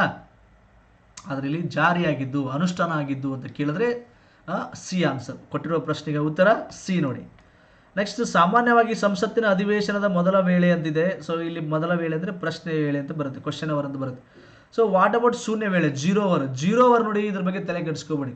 0 ಅವರ್ ಅನ್ನೋದು ಜಗತ್ತಿನಲ್ಲಿ ಯಾವ ರಾಷ್ಟ್ರದಲ್ಲೂ ಇಲ್ಲ. 0 ಅವರ್ ಅನ್ನೋದು ಎಲ್ಲಿದೆಪ್ಪ ಅಂದರೆ ನಮ್ಮ ಭಾರತದ ಸಂಸತ್ತಿನಲ್ಲಿ ಮಾತ್ರ ಇದೆ. ಇದು ನೆಹರೂವರ ಒಂದು ಇನ್ವೆನ್ಷನ್, ಇದು ನೆಹರೂವರ ಒಂದು ಹುಟ್ಟಿ ಹಾಕಿರುವಂಥದ್ದು. ಸೊ ಹಾಗಾದರೆ ಶೂನ್ಯ ವೇಳೆ ಏನು ಅಂತ ಪ್ರಶ್ನೆ ಬರುತ್ತೆ. ಶೂನ್ಯ ವೇಳೆ ಅಂದರೆ ಪಬ್ಲಿಕ್ ಇಂಪಾರ್ಟೆನ್ಸ್, ಸಾರ್ವಜನಿಕ ಮಹತ್ವದ ವಿಷಯಗಳನ್ನು ಚರ್ಚೆ ಮಾಡಲು ಪ್ರಶ್ನೆ ವೇಳೆ ನಂತರ, ಕ್ವಶನ್ ಅವರ್ ನಂತರ 0 ಅವರಿಗೆ ಅವಕಾಶ ಕೊಡಲಾಗಿದೆ. ಅಂದರೆ ಈಗ ಪ್ರೆಸೆಂಟ್ ಈಗ ಭಾಳಷ್ಟು ರಾಜ್ಯಗಳಲ್ಲಿ ಪ್ರವಾಹ ಬಂದಿದೆ, ಅದ್ರ ಬಗ್ಗೆ ಚರ್ಚೆ ಮಾಡೋಕ್ಕೆ. ಈಗ ಪ್ರೆಸೆಂಟ್ ಪಟ್ಟನೆ ಕೊರೋನಾ ಬಂದಿದೆ ಇಂಡಿಯಾದಲ್ಲಿ. ಸೊ ಪ್ರೆಸೆಂಟ್ ಯಾವುದು ಇಶ್ಯೂ ಇದೆಯೋ ಅದ್ರ ಮೇಲೆ ಚರ್ಚೆ ಮಾಡಲು ಪಬ್ಲಿಕ್ ಇಂಪಾರ್ಟೆನ್ಸ್ ಅಂತ ಕರಿತೀವಿ. ಸಾರ್ವಜನಿಕ ಮಹತ್ವದ ವಿಷಯಗಳನ್ನು ಚರ್ಚೆ ಮಾಡಲು ಶೂನ್ಯ ವೇಳೆಯನ್ನು ಭಾರತದಲ್ಲಿ ಮಾತ್ರ ನೋಡ್ತೇವೆ ನಾವು, ಬೇರೆ ದೇಶಗಳಲ್ಲಿ ಇಲ್ಲ, ಹೌದಾ. ಸೊ ಇಲ್ಲಿ ಅಧಿವೇಶನದ ಮೊದಲ ವೇಳೆ ಅಂತ ಬಂದರೆ 11 ಗಂಟೆಗೆ ಫಸ್ಟ್, ಯಾಕಂದರೆ ಅಧಿವೇಶನಗಳು ಸ್ಟಾರ್ಟ್ ಆಗೋದು 11 ಗಂಟೆಗೆ. ಫಸ್ಟ್ ಬರೋದು ಪ್ರಶ್ನೆ ವೇಳೆ, ಕ್ವಶನ್ ಅವರ್, ನೆನಪಿಟ್ಕೊಡಿ, ಎ ಆನ್ಸರ್. RTI ಕಾಯ್ದೆ 2005 ಅಡಿಯಲ್ಲಿ ಅರ್ಜಿಯನ್ನು ಸಲ್ಲಿಸಲು ವಯಸ್ಸಿನ ಮಾನದಂಡಗಳು ಯಾವಂತಿದೆ? ಯಾವುದೇ ನಿಬಂಧನೆ ಇಲ್ಲ. ವಯಸ್ಸಿನ ನಿಬಂಧನೆಗಳು ಯಾವುದೂ ಇಲ್ಲ ಆಯಿತಾ. ನೀವು ಯಾವುದೇ ವಯಸ್ಸಿನವರು ಇದ್ದರೂ ಕೂಡ RTI ಹಾಕ್ಬೋದು, ರೈಟ್ ಟು ಇನ್ಫಾರ್ಮೇಷನ್. ನೆಕ್ಸ್ಟು, ಭಾರತದಲ್ಲಿ ಪಂಚಾಯತ್ ರಾಜನ್ನು ಸ್ಥಾಪಿಸಿದ ಮೊದಲ ರಾಜ್ಯ. ಇದಂತೂ ಎಲ್ಲ ಕ್ವಶನ್ ಪೇಪರ್ ರಿಪೀಟ್ ಆಗುತ್ತೆ, ಜೇಬಲ್ ಇಟ್ಕೊಂಡ್ಬಿಡ್ರಿ ಕ್ವಶನ್. PC ಹಿಡ್ಕೊಂಡು IAS ವರೆಗೂ ಇದು ಕ್ವಶನ್ ಬರ್ತಾನೆ ಇರ್ತೈತಿ. ರಾಜಸ್ಥಾನ್ ನೋಡಿ, 1959 ಅಕ್ಟೋಬರ್ 2ರಂದು ನಾಗೂರ್, ರಾಜಸ್ಥಾನದ ನಾಗೂರ್ ಡಿಸ್ಟಿಕ್ನಲ್ಲಿ ಫಸ್ಟನ್ನ ಯಾರು ಜವಾಹರ್ಲಾಲ್ ನೆಹರು ಉದ್ಘಾಟಿಸ್ತಾರೆ, ನೆನ್ಪಿಟ್ಕೊಳ್ಳಿ. ಜವಾಹರ್ಲಾಲ್ ನೆಹರು ಉದ್ಘಾಟಿಸ್ತಾರೆ ಮೊದಲ ಪಂಚಾಯತ್. ನೆಕ್ಸ್ಟ್ ಕ್ವಶನ್ ನಂಬರ್ 11, ಇವುಗಳಲ್ಲಿ ಯಾವುದು ಸರಿ ಇಲ್ಲ ಅಂತಿದೆ ನೋಡಿ, ಇದು ಗಮನಿಸಬೇಕು. ಯಾವುದು ಸರಿ ಅಲ್ಲ ಅಂತ ಕೇಳಿದ್ದಾನೆ, ಅಲ್ಲ, ಯಾವುದು ಸರಿ ಇಲ್ಲ ಅಂತ ಹೇಳಿದ್ದಾನೆ. ಇಲ್ಲಿ ನಾನು ನೋಡಿದ್ದೀನಿ ಆನ್ಸರು, ಇದೇನು ಉಚ್ಚ ನ್ಯಾಯಾಲಯದ ರಿಟ್ ನ್ಯಾಯವ್ಯಾಪ್ತಿ ಸಂವಿಧಾನದ ಮೂಲ ರಚನೆಗೆ ಭಾಗವಾಗಿಲ್ಲ ಅಂತಿದೆ, ತಪ್ಪಿದೆ. ಇದು ಸರಿ. ಆ್ಯಕ್ಚುಲಿ ಉಚ್ಚ ನ್ಯಾಯಾಲಯದ ಹೈಕೋರ್ಟಿನ ರಿಟ್ ಕೂಡ ಸಂವಿಧಾನದ ಮೂಲ ಸಂರಚನೆಯಲ್ಲಿ ಬರುತ್ತೆ. ಮೂಲ ಸಂರಚನೆ ಅಂದ್ರೆ ಗೊತ್ತಾಗುತ್ತೆ, basic structure of Indian constitution ಬರುತ್ತೆ. ಹೀಗಾಗಿ ಇಲ್ಲಿ ಭಾಗವಾಗಿಲ್ಲ ಅಂತ ಹೇಳಿದರೆ ಇಲ್ಲಿ ಯಾವುದು ಸರಿ ಇಲ್ಲ ಅಂದರೆ ಸಿ, ಉಳಿದಿದ್ದೆಲ್ಲ ಸರಿ ಇದೆ. ನೀವು ಒಂದ್ಸಲ ನೋಡ್ಬೋದು, ವಿಡಿಯೋನ ಪಾಸ್ ಮಾಡಿ ನೋಡ್ಬೋದು. ಓಕೆನಾ. ನೆಕ್ಸ್ಟ್ 11 ಆಯ್ತಾ. 12 DRDO ತಯಾರಿಸಿರುವ ಮಾಯಾ ಏನು ಅಂತಿದೆ. ಮಾಯಾ ಡೆವಲಪ್ಡ್ ಬೈ DRDO. ಓಕೆ, ಇದು ಒಂದು ಆಪರೇಟಿಂಗ್ ಸಿಸ್ಟಮ್ ನೋಡಿ, ಆಪರೇಟಿಂಗ್ ಸಿಸ್ಟಮ್ ಅಂತ ಕರಿತೀವಿ. ಈಗ ವಿಂಡೋಸ್ 7, ವಿಂಡೋಸ್ 8, ವಿಂಡೋಸ್ 10 ಇವೆಲ್ಲ ಆಪರೇಟಿಂಗ್ ಸಿಸ್ಟಮ್. ತಮ್ಮದೇ ಆದೊಂದು ಆಪರೇಟಿಂಗ್ ಮಾಡ್ಕೊಂಡಿದ್ದಾರೆ, ಯಾರು ಹ್ಯಾಕ್ ಮಾಡಬಾರ್ದು. ಸ್ವಲ್ಪ ಸೆಕ್ಯೂರಿಟಿ ಪರ್ಪಸ್ಗೆ DRDO ಏನು ಮಾಡಿದೆ, ಒಂದು ರಕ್ಷಣಾ ಇಲಾಖೆಗೆ ಸಂಬಂಧಪಟ್ಟ ಹಾಗೆ ಒಂದು ಸಪ್ರೇಟ್ ಆಪರೇಟಿಂಗ್ ಮಾಡ್ಕೊಂಡಿದ್ದಾರೆ, ಅದು ಮಾಯಾ. ಓಕೆ, ನೆಕ್ಸ್ಟ್ ಕ್ವಶನ್ ನಂಬರ್ 13 ನೋಡಿ. ಕೆಳಗಿನವುಗಳಲ್ಲಿ ಯಾವುದು ಕೇಂದ್ರ ಒಕ್ಕೂಟದ ಪಟ್ಟಿಯಲ್ಲಿದೆ ಅಂತಿದೆ. ಒಂದು ಸ್ವಲ್ಪ ಜೂಮ್ ಮಾಡೋಣ, ಒಂದು ನಿಮಿಷ ರೀ. ಕೆಳಗಿನವುಗಳಲ್ಲಿ ಯಾವುದು ಕೇಂದ್ರ ಪಟ್ಟಿಯಲ್ಲಿದೆ. ಒಕ್ಕೂಟ ನೋಡಿ, ಇದು ಒಕ್ಕೂಟನ ಕನ್ಫ್ಯೂಸ್ ಮಾಡಿಬಿಡ್ತಾನೆ, ಬೇಡ. ಇದು ಕೇಂದ್ರ ಪಟ್ಟಿ ನಿಮಗೆ ಗೊತ್ತಿದೆ. ಕೇಂದ್ರ ಪಟ್ಟಿ, ಸಮವರ್ತ ಪಟ್ಟಿ, ರಾಜ್ಯ ಪಟ್ಟಿ ಅಂತ ನೋಡ್ತೇವೆ. ಸೊ ಇದು ವಿಮೆ ನೋಡಿ. ಇನ್ನು ಉಳಿದಿದ್ದೆಲ್ಲ ರಾಜ್ಯ ಪಟ್ಟಿಯಲ್ಲಿ ಬರ್ತವೆ, ನೆನ್ಪಿಟ್ಕೊಳ್ಳಿ ಆಯಿತಾ. ಭಾಳ ಜನ ಆನ್ಸರ್ ಇದೆ ಅಂತ ಅಂದ್ಕೊಂಡಿದ್ದಾರೆ, ಸಿ ಇಲ್ಲ, ತಪ್ಪು. ಎ ಆನ್ಸರ್ ವಿಮೆ ಆನ್ಸರ್ ನೋಡ್ರಿ, ಕೇಂದ್ರ ಪಟ್ಟಿಯಲ್ಲಿ ಬರುವಂಥದ್ದು ನಿಮಗೆ ಗೊತ್ತಿರಬೇಕು. Next question number 14. ಪ್ರಕೃತಿಯ 4 ಮೂಲಭೂತ ಶಕ್ತಿಗಳಲ್ಲಿ ಈ ಕೆಳಗಿನವುಗಳಲ್ಲಿ ಯಾವುದು ದುರ್ಬಲವಾಗಿದೆ. ವಿಚ್ ಆಫ್ ದ ಯಾವುದು following is weakest fundamental force ಅಂತ ಬರುತ್ತೆ. Dash is the weakest of the 4 fundamental forces. ಭಾಳ ದುರ್ಬಲವಾಗಿರುವಂಥದ್ದು ಗುರುತ್ವಾಕರ್ಷಣೆ. ಹೌದಾ, ಗುರುತ್ವಾಕರ್ಷಣೆ ನೆನ್ಪಿಟ್ಕೊಳ್ಳಿ, ಗ್ರಾವಿಟಿ. ಕೆಳಗಿನವುಗಳಲ್ಲಿ ಯಾವುದು ದೂರದ ಅಳತೆ ಎಲ್ಲ ಅಂತಿದೆ. ಸೊ ಇದನ್ನು ದೂರದ ಅಳತೆ, ಇದನ್ನು ದೂರದ ಅಳತೆ, ಇದನ್ನು ದೂರದ ಅಳತೆ. ಲೈಟ್ ಇಯರ್ ಅಂದರೆ ಈ ಗ್ರಹಗಳ ಮಧ್ಯೆ, ನಕ್ಷತ್ರಗಳ ಮಧ್ಯೆ ಅಳಿತಾರೆ ಪ್ರಕಾಶ ವರ್ಷ. ಹೀಗಾಗಿ ಇಲ್ಲಿ ಇವುಗಳಲ್ಲಿ ಯಾವುದೂ ಅಲ್ಲ. ನಾನು ನಿಮಗೆ ಇನ್ನೊಂದು ಟ್ರಿಕ್ ಹೇಳ್ತೇನೆ ಲಾಸ್ಟ್ ಮೂಮೆಂಟಿಗೆ. ಕೊನೆಗೆ ನೀವೇನಾದರೂ ಇನ್ನೂ ಒಂದಿಷ್ಟು ಹಾಕಬೇಕಾಗಿದೆ, ಪ್ರಶ್ನೆನೂ ಗೊತ್ತಿಲ್ಲ, ಉತ್ತರನೂ ಗೊತ್ತಿಲ್ಲ ಅಂದರೆ ಇವುಗಳಲ್ಲಿ ಯಾವುದೂ ಅಲ್ಲ ಅನ್ನೋದು ಭಾಳ ಸಲ ಆನ್ಸರ್ ಇರುತ್ತೆ. ಮತ್ತು ಇವುಗಳ ಎಲ್ಲವೂ ಅನ್ನೋದು ಆನ್ಸರ್ ಇರುತ್ತೆ. ಮೇಲಿನ ಎಲ್ಲವೂ ಅನ್ನೋದು ಭಾಳ 10 ಕ್ವಶನಲ್ಲಿ 8 ಕ್ವಶನ್ ಅದು ಆನ್ಸರ್ ಅದೇ ಇರುತ್ತೆ. ಈ ಒಂದು 100 ಪ್ರಶ್ನೆಗಳಲ್ಲಿ 8 ಇದಾವೆ ಅನ್ಕೊಳ್ಳೋಣ, 10 ಇದಾವೆ. ಇವುಗಳಲ್ಲಿ ಮೇಲಿನ ಎಲ್ಲವೂ, ಇವುಗಳಲ್ಲಿ ಮೇಲಿನ ಎಲ್ಲವೂ 8 ಅಂತ 10 ಪ್ರಶ್ನೆ ಇದಾವೆ ಅಂದರೆ 2 ತಪ್ಪಾಗ್ಬೋದು, 8 ಕರೆಕ್ಟ್ ಆಗ್ತದೆ. ನೆಕ್ಸ್ಟ್ ಸೇಮ್ 100 ಪ್ರಶ್ನೆಗಳಲ್ಲಿ ಇವುಗಳಲ್ಲಿ ಯಾವುದೂ ಅಲ್ಲ ಅಂತ 10 ಪ್ರಶ್ನೆಗಳಿದೆ ಅನ್ಕೋರಿ, ಅದು ಆಪ್ಷನ್ ಹಾಕಿದ್ರೆ 8 ಅದೇ ಉತ್ತರ ಇರ್ತೈತೆ. ಇದೇ ಕ್ವಶನ್ ಪೇಪರ್ ಸಾಕ್ಷಿ. ನೀವು ಇದೇ ಕ್ವಶನ್ ಪೇಪರ್ ನೋಡ್ರಿ, ನೀವು ಎಲ್ಲೋ ಒಂದು ಕಡೆ ಆನ್ಸರ್ ಇಲ್ಲದು, ಎಲ್ಲೋ ಒಂದು ಕಡೆ 2 ಕಡೆ ಆನ್ಸರ್ ಇಲ್ಲ, ಆದರೆ ಭಾಳ ಕಡೆ ಆನ್ಸರ್ ಇದೆ. ನೀವು ಗಮನಿಸಿರ್ಬೇಕಾದ್ರೆ ಆಮೇಲೆ ಕ್ವಶನ್ ಪೇಪರ್ ಆಯಿತಾ. ನಾನು ನಿಮ್ಮನ್ನ ದಾರಿ ತಪ್ಸಕ್ಕೆ ಹೇಳ್ತಾ ಇಲ್ಲ, ಅರ್ಥ ಮಾಡ್ಕೊಳ್ಳಿ. ಇದು ಲಾಸ್ಟ್ ಮೂಮೆಂಟಿಗೆ ಹೇಳ್ತಾ ಇದ್ದೀನಿ. ನೀವೆಲ್ಲ ಕ್ವಶನ್ ಪೇಪರ್ ಬಿಡಿಸಿದ ಮೇಲೆ ಲಾಸ್ಟಿಗೆ ಈ ಪ್ರಶ್ನೆಗೆ ಉತ್ತರನೇ ಗೊತ್ತಿಲ್ಲಪ್ಪ, ಲಾಸ್ಟ್ 10 ನಿಮಿಷದಲ್ಲಿ ತಲೆ ಕೆಡ್ಸ್ಕೊಂತಿರಲ್ಲ, ಆ ಟೈಮಲ್ಲಿ ಇದು ಬಳಸಬೇಕು. ಬ್ರಹ್ಮಾಸ್ತ್ರ ಇದು. ಫಸ್ಟಿಗೆ ಬಳಸಿದ್ರೆ ನಾ ಜವಾಬ್ದಾರಿ ಅಲ್ಲ. ಇದು ಟ್ಯಾಬ್ಲೆಟ್ ಹೇಳ್ತಾ ಇದ್ದೀನಿ, ಗುಳಿಗೆ ಹೇಳ್ತಾ ಇದ್ದೀನಿ, ನಾನು ಟ್ಯಾಬ್ಲೆಟ್ ತೊಗೊಳಪ್ಪ, ಇದು ಆರಾಮಾಗ್ತೇಳಿ. ಅದೇ ಟ್ಯಾಬ್ಲೆಟ್ ನೀವು ಮಕ್ಕಳು ತೊಗೊಂಡ್ರೆ, 4 ಟ್ಯಾಬ್ಲೆಟ್ ತೊಗೊಂಡ್ರೆ ಜೀವ ಹೊಡಿತಿತ್ತು. ಅರ್ಥ ಆಯ್ತಾ. ಅಸ್ತ್ರಗಳು ರೆಡಿ ಇರಬೇಕು, ಯಾವಾಗಲೂ ಅಸ್ತ್ರ ರೆಡಿ ಇರಬೇಕು. ಯಾವಾಗ ಬೇಕು ಅವಾಗ ಅಷ್ಟೇ ಬಿಡಬೇಕದನ್ನ, ಕಡ್ದಷ್ಟೇ ಚೂಟ್ಕೋಬೇಕು. ಎಷ್ಟು ಕಡ್ದಂತೆ ಅಷ್ಟೇ ತುರ್ಸ್ಕೋಬೇಕು, ಹೆಚ್ಚಿಗೆ ಆಗಬಾರ್ದು. ಹೀಗಾಗಿ ನಾನು ಇಂಥವು ಏನೇ ಒಂದಿಷ್ಟು ನಿಮಗೆ ಟ್ರಿಕ್ಸ್ಗಳು ಹೇಳಿದ್ರು ಕೂಡ ಅದು ಕೊನೆಯ ಮೂಮೆಂಟಿಗೆ, ಲಾಸ್ಟ್ ಮೂಮೆಂಟಿಗೆ ಮಾತ್ರ ನೀವು 10 ನಿಮಿಷದಲ್ಲಿ ಬಳಸಬೇಕು. ಫಸ್ಟಿಗೆ ಅದ್ರ ಬಗ್ಗೆ ವಿಚಾರ ಮಾಡಬಾರ್ದು. ಸೊ ಮೇಲಿನ ಎಲ್ಲವೂ ಅನ್ನೋದು ಭಾಳಷ್ಟು ಬಾರಿ ಉತ್ತರ ಆಗಿರುತ್ತೆ, ಮೇಲಿನ ಯಾವುದೂ ಅಲ್ಲ ಅನ್ನೋದು ಕೂಡ ಭಾಳಷ್ಟು ಬಾರಿ ಉತ್ತರ ಆಗಿರುತ್ತೆ ಅನ್ನೋದು ನಿಮಗೆ ಗೊತ್ತಿರಲಿ. ನೀವೇ ಭಾಳಷ್ಟು ಕ್ವಶನ್ ಪೇಪರ್ನ ತೆಗೆದು ಅನಾಲಿಸಿಸ್ ಮಾಡ್ಬೋದು. ಓಕೆ, ಕ್ವಶನ್ ನಂಬರ್ 15 ಆಯಿತಾ. ಕೆಳಗಿನವುಗಳಲ್ಲಿ ಯಾವುದು ಕಾಲಾನುಕ್ರಮದಲ್ಲಿದೆ ಅಂತಿದೆ. ಸೊ ಕಾಲಾನುಕ್ರಮ ಫಸ್ಟ್ ಯಾವುದು, ಸೆಕೆಂಡ್ ಯಾವುದು, ಥರ್ಡ್ ಯಾವುದು ಅಂತಿದೆ. ಇಲ್ಲಿ ನೋಡಿ, ಇಲ್ಲಿ ಬಿ ಆನ್ಸರ್ ಆಗುತ್ತೆ. ಯಾಕಂದರೆ ನಿಯಂತ್ರಣ ಕಾಯ್ದೆ 1773, ಪಿಟ್ಸ್ 1784, ಮಾರ್ಲೆಮೆಂಟು 1909, ಭಾರತೀಯ ಸ್ವತಂತ್ರ ಕಾಯ್ದೆ 1947. ಸೊ ನೀವು ಇಲ್ಲಿ ಆನ್ಸರು ಏನಾಗುತ್ತೆ, ಬಿ ಆಗುತ್ತೆ ನೋಡಿ. ಸೊ ಡಿನೂ ಆಗಲ್ಲ, ಡಿನೂ ಆಗಲ್ಲ. ಇಲ್ಲಿ ಯಾವುದೂ ಅಲ್ಲ ಅಂತಿದೆ, ಬಟ್ ಬಿ ಆನ್ಸರ್ ಇಲ್ಲಿ. ಭಾರತೀಯ ನಾಗರಿಕ ಸೇವೆಯನ್ನು ಸೇರಿದ ಮೊದಲ ಭಾರತೀಯ, ಇದಂದ್ರೆ ಭಾಳ ಫೆಮಿಲಿಯರ್ ಕ್ವಶನ್ನು. ನೀವು ಎಲ್ಲ ಹಿಸ್ಟ್ರಿ, ಸಂವಿಧಾನ ಓದಿದ್ರೆ ಗೊತ್ತಿರುತ್ತೆ. 1864ರಲ್ಲಿ ಸತ್ಯೇಂದ್ರನಾಥ್ ಠಾಗೂರ್ ಭಾರತದಲ್ಲಿ ಮೊದಲ ನಾಗರಿಕ ಸೇವೆಗೆ ಸೇರ್ತಾರೆ ಅನ್ನೋದು ನಿಮಗೆ ಗೊತ್ತಿರಬೇಕು. ನಿಮಗೆ ಗೊತ್ತಿರಲಿ. 1920ರಲ್ಲಿ ಸುಭಾಷ್ ಚಂದ್ರ ಬೋಸ್ ಕೂಡ ಭಾರತೀಯ ನಾಗರಿಕ ಸೇವೆಯ ಸದಸ್ಯರಾಗಿದ್ದರು, ಗೊತ್ತಿರಲಿ. ಇಂಪೀರಿಯಲ್ ಸಿವಿಲ್ ಸರ್ವಿಸ್ ಅಂತ ಕರಿತೀವಿ, ಹೌದಾ. ICS ಎಕ್ಸಾಮ್ಸ್ ಅಂತ ಕರಿತಿದ್ರು, imperial civil service, ICS imperial civil service. Okay, next United Nations 2023 ಯಾವುದರ ಅಂತಾರಾಷ್ಟ್ರೀಯ ವರ್ಷವೆಂದು ಘೋಷಿಸಿದೆ. ಇದು ಭಾಳ ನೀವು ನ್ಯೂಸ್ ನೋಡ್ತಾ ಇದ್ರೆ ದಿನ ಗೊತ್ತಿರುತ್ತೆ. ಮಿಲೆಟ್ಸ್, ಸಿರಿಧಾನ್ಯಗಳು, ಸಜ್ಜಿ, ನವಣಿ, ರಾಗಿ, ಜೋಳ, ರಾಗಿ, ಜೋಳ ಇವೆಲ್ಲ ಸಿರಿಧಾನ್ಯಗಳಂತ ಕರಿತೀವಿ. 2023 G20 ಬಂದಾಗ ಎಲ್ಲ ದೇಶದ ರಾಷ್ಟ್ರದ ನಾಯಕರಿಗೆ ಸಿರಿಧಾನ್ಯಗಳಿಂದಲೇ ಅಡುಗೆ ಮಾಡಿ ಅವ್ರಿಗೆ ಉಣಿಸಿದ್ದು G20 ಒಂದು ಸಭೆಯಲ್ಲಿ. ನೆಕ್ಸ್ಟ್ 18 ಕ್ವಶನ್ ಆಯ್ತಾ. 19 ನೋಡಿ, ಕೆಳಗಿನ ರಾಜ್ಯಗಳಲ್ಲಿ ಯಾವುದು ಅತಿ ಉದ್ದದ ಕರಾವಳಿ ಹೊಂದಿದೆ? ಇದಂತೂ ಭಾಳ ಫೇಮಸ್, ನೀವೆಲ್ಲ ಓದೋರಿಗೆ ಗೊತ್ತಿರುತ್ತೆ. ಗುಜರಾತ್ ಇದೆ, ಸೆಕೆಂಡ್ ಆಂಧ್ರ ಪ್ರದೇಶ ಇದೆ, ನಿಮಗೆ ಗೊತ್ತಿರುತ್ತೆ. ಗುಜರಾತ್ ನೋಡಿ ಹೈಯೆಸ್ಟು ಕರಾವಳಿ ತೀರವನ್ನು ಹೊಂದಿದೆ. ಸಿಂಪಲ್ ಕ್ವಶನು, ಭಾಳ ಸರಳ ಕ್ವಶನ್. ಪ್ರಸ್ತುತ ಭಾರತದಲ್ಲಿ ಅತಿ ಹೆಚ್ಚು ಪ್ರಾಥಮಿಕ ಚಿನ್ನವನ್ನು ಉತ್ಪಾದಿಸುವ ಜಿಲ್ಲೆ ಅಂತಿದೆ ರಾಯಚೂರು. ಯಾಕಂದರೆ ಕೋಲಾರ ಬಂದ್ ಮಾಡಿದ್ದಾರೆ, ಈಗ ಕೋಲಾರದಲ್ಲಿ ಇಲ್ಲ, ರಾಯಚೂರು ನೋಡಿ. ಇನ್ಫ್ಯಾಕ್ಟ್ ಭಾರತದಲ್ಲಿ ಅತಿ ಹೆಚ್ಚು ಬಂಗಾರವನ್ನು ಉತ್ಪಾದಿಸುವ ರಾಜ್ಯ ಕರ್ನಾಟಕ. ಅರ್ಥ ಆಯ್ತಾ? ಅದು ರಾಯಚೂರಲ್ಲಿ ಸಿಗುತ್ತೆ, ಹಟ್ಟಿ ಗಣಿಯಲ್ಲಿ ನಾವು ನೋಡ್ತೇವೆ. ನೆಕ್ಸ್ಟು 21 ಕ್ವಶನ್ 21 ನೋಡಿ, ರಾಜ್ಯಸಭೆಗೆ ಸಂಬಂಧಿಸಿದಂತೆ ಕೆಳಗಿನ ಯಾವ ಹೇಳಿಕೆಯು ತಪ್ಪಾಗಿದೆ? ಇದು ಗಮನಿಸಬೇಕು ನೀವು. ಸರಿನೋ ತಪ್ಪಾಗಿದೆ ಅಂತ ಕೇಳಿದೆ. ಸೊ ಯಾವುದು ತಪ್ಪಾಗಿದೆ ಅಂದರೆ, ಒಟ್ಟು ಸದಸ್ಯರಲ್ಲಿ 5ನೇ 1 ಭಾಗವು ಕೋರಮ್, ಇದು ತಪ್ಪು ನೋಡಿ. ಯಾಕಂದರೆ 1/10 ಇದು 5ನೇ 1 ಆಗಬಾರ್ದು, ಇದು 10ನೇ 1 ಆಗಬೇಕು. ಇದು ತಪ್ಪಿದೆ. ಉಳಿದಿದ್ದೆಲ್ಲ ಸರಿ ಇದೆ ನೋಡಿ. ಒಂದ್ಸಲ ನೀವು ನೋಡ್ಕೋಬೋದು. ನಾನು ನೋಡಿದ್ದೀನಿ, ನಾನು ಮುಂಚೆನೇ ನೋಡಿದ್ದೀನಿ, ನೀವು ಕೂಡ ಒಂದ್ಸಲ ನೋಡ್ಕೊಳ್ಳಿ. ಇಲ್ಲಿ ಕೊಟ್ಟಿರುವ ಪ್ರಶ್ನೆಗೆ ಉತ್ತರ ಸಿ ಆನ್ಸರ್.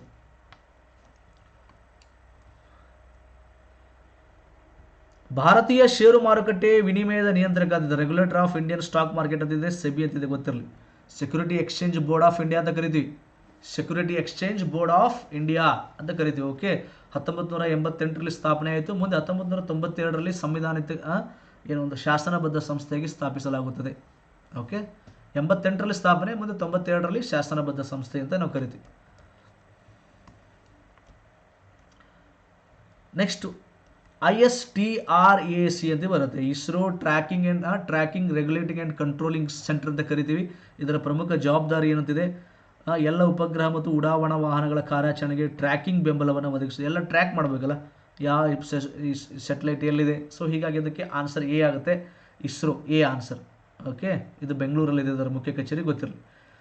ನೆಕ್ಸ್ಟ್ ಉಳಿದ ಆಪ್ಷನ್ ಕೂಡ ನೀವು ನೋಡ್ಕೋಬೋದು. ವಿಡಿಯೋನ ಪಾಸ್ ಮಾಡಿ, ವಿಡಿಯೋನ ನಿಂದಿರಿಸಿ ಆಮೇಲೆ ನೀವು ನೋಡ್ಕೋಬೋದು. ಓಕೆ, ನೆಕ್ಸ್ಟ್ ಕೆಳಗಿನವುಗಳಲ್ಲಿ ಚಂದ್ರಯಾನ 3ರ ರೋವರ್ ಪೇಲೋಡ್ ಯಾವುದು ಅಂತಿದೆ. ಇದು ಟಫ್ ಕ್ವಶನ್ ನೋಡಿ, ಇದು ಭಾರಿ ಟಫ್ ಕ್ವಶನ್. ನೀವು ಎಲ್ಲ ಕರೆಂಟ್ ಅಫೇರ್ಸ್ ಓದಿದ್ರು ಕೂಡ ನಿಮಗಿದು ಹಿಂಗೆ ತಿರ್ಗಾ ಮುರುಗಾ ಹೋಗಿಸ್ತೈತಿ, ನಿಮ್ಮನ್ನ ಹಿಂಗೆ ಎತ್ತಿ ಒಗಿತೈತಿ ಕ್ವಶನ್. ಹೀಗಾಗಿ ನಾ ಅದೇ ಹೇಳಿದೆ, ಒಂದಿಷ್ಟು ಈಸಿ ಇರ್ತವೆ, ಒಂದಿಷ್ಟು ಮೀಡಿಯಮ್ ಇರ್ತವೆ, ಒಂದಿಷ್ಟು ಟಫ್ ಇರ್ತವೆ. ಅದಕ್ಕೆ ಹೇಳಿದೆ ನಾನು, ಭಾಳ ಹುಷಾರಾಗಿರಬೇಕು. ಇಲ್ಲಿ ಕೊಟ್ಟಿರುವ ಪ್ರಶ್ನೆಗೆ ಉತ್ತರ ಸಿ ಆನ್ಸರ್.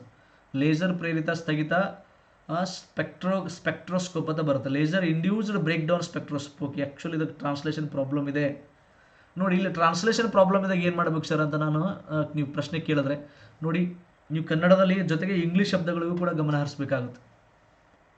ಅರ್ಥ ಆಯ್ತಾ? ಉಪಗ್ರಹ, ಸ್ಯಾಟಲೈಟ್, ವಾತಾವರಣ, ಎನ್ವಿರಾನ್ಮೆಂಟ್. ನಾವು ಪಾಠ ಮಾಡೋಕ್ಕಾಗಲಿ, ನಾನು ಪಾಠ ಮಾಡೋಕ್ಕಾಗಲಿ ಅಥವಾ ಬೇರೆ ಶಿಕ್ಷಕರು ಪಾಠ ಮಾಡಬೇಕಾದ್ರೆ ಇಂಗ್ಲೀಷ್ ಶಬ್ದಗಳು ಬಳಸ್ತಾರೆ. ಅಥವಾ ಪುಸ್ತಕದಲ್ಲೂ ಕೂಡ ಮುಂದೆ ಬ್ರ್ಯಾಕೆಟಲ್ಲಿ ಬರೆದಿರ್ತಾನೆ. ಮುಂದೊಂದು ಕ್ವಶನ್ ಇದೆ, ತೋರಿಸ್ತೀನಿ ನಿಮಗೆ. ಅವನು ಏನು ಬರೆದ್ಬಿಟ್ಟಾನೆ ಕನ್ನಡದಾಗ, ಸ್ಟ್ರಾಟೋಸ್ಪಿಯರು, ಟ್ರೋಪೋಸ್ಪಿಯರ್ ಅಂತ ಬರ್ದಾನೆ.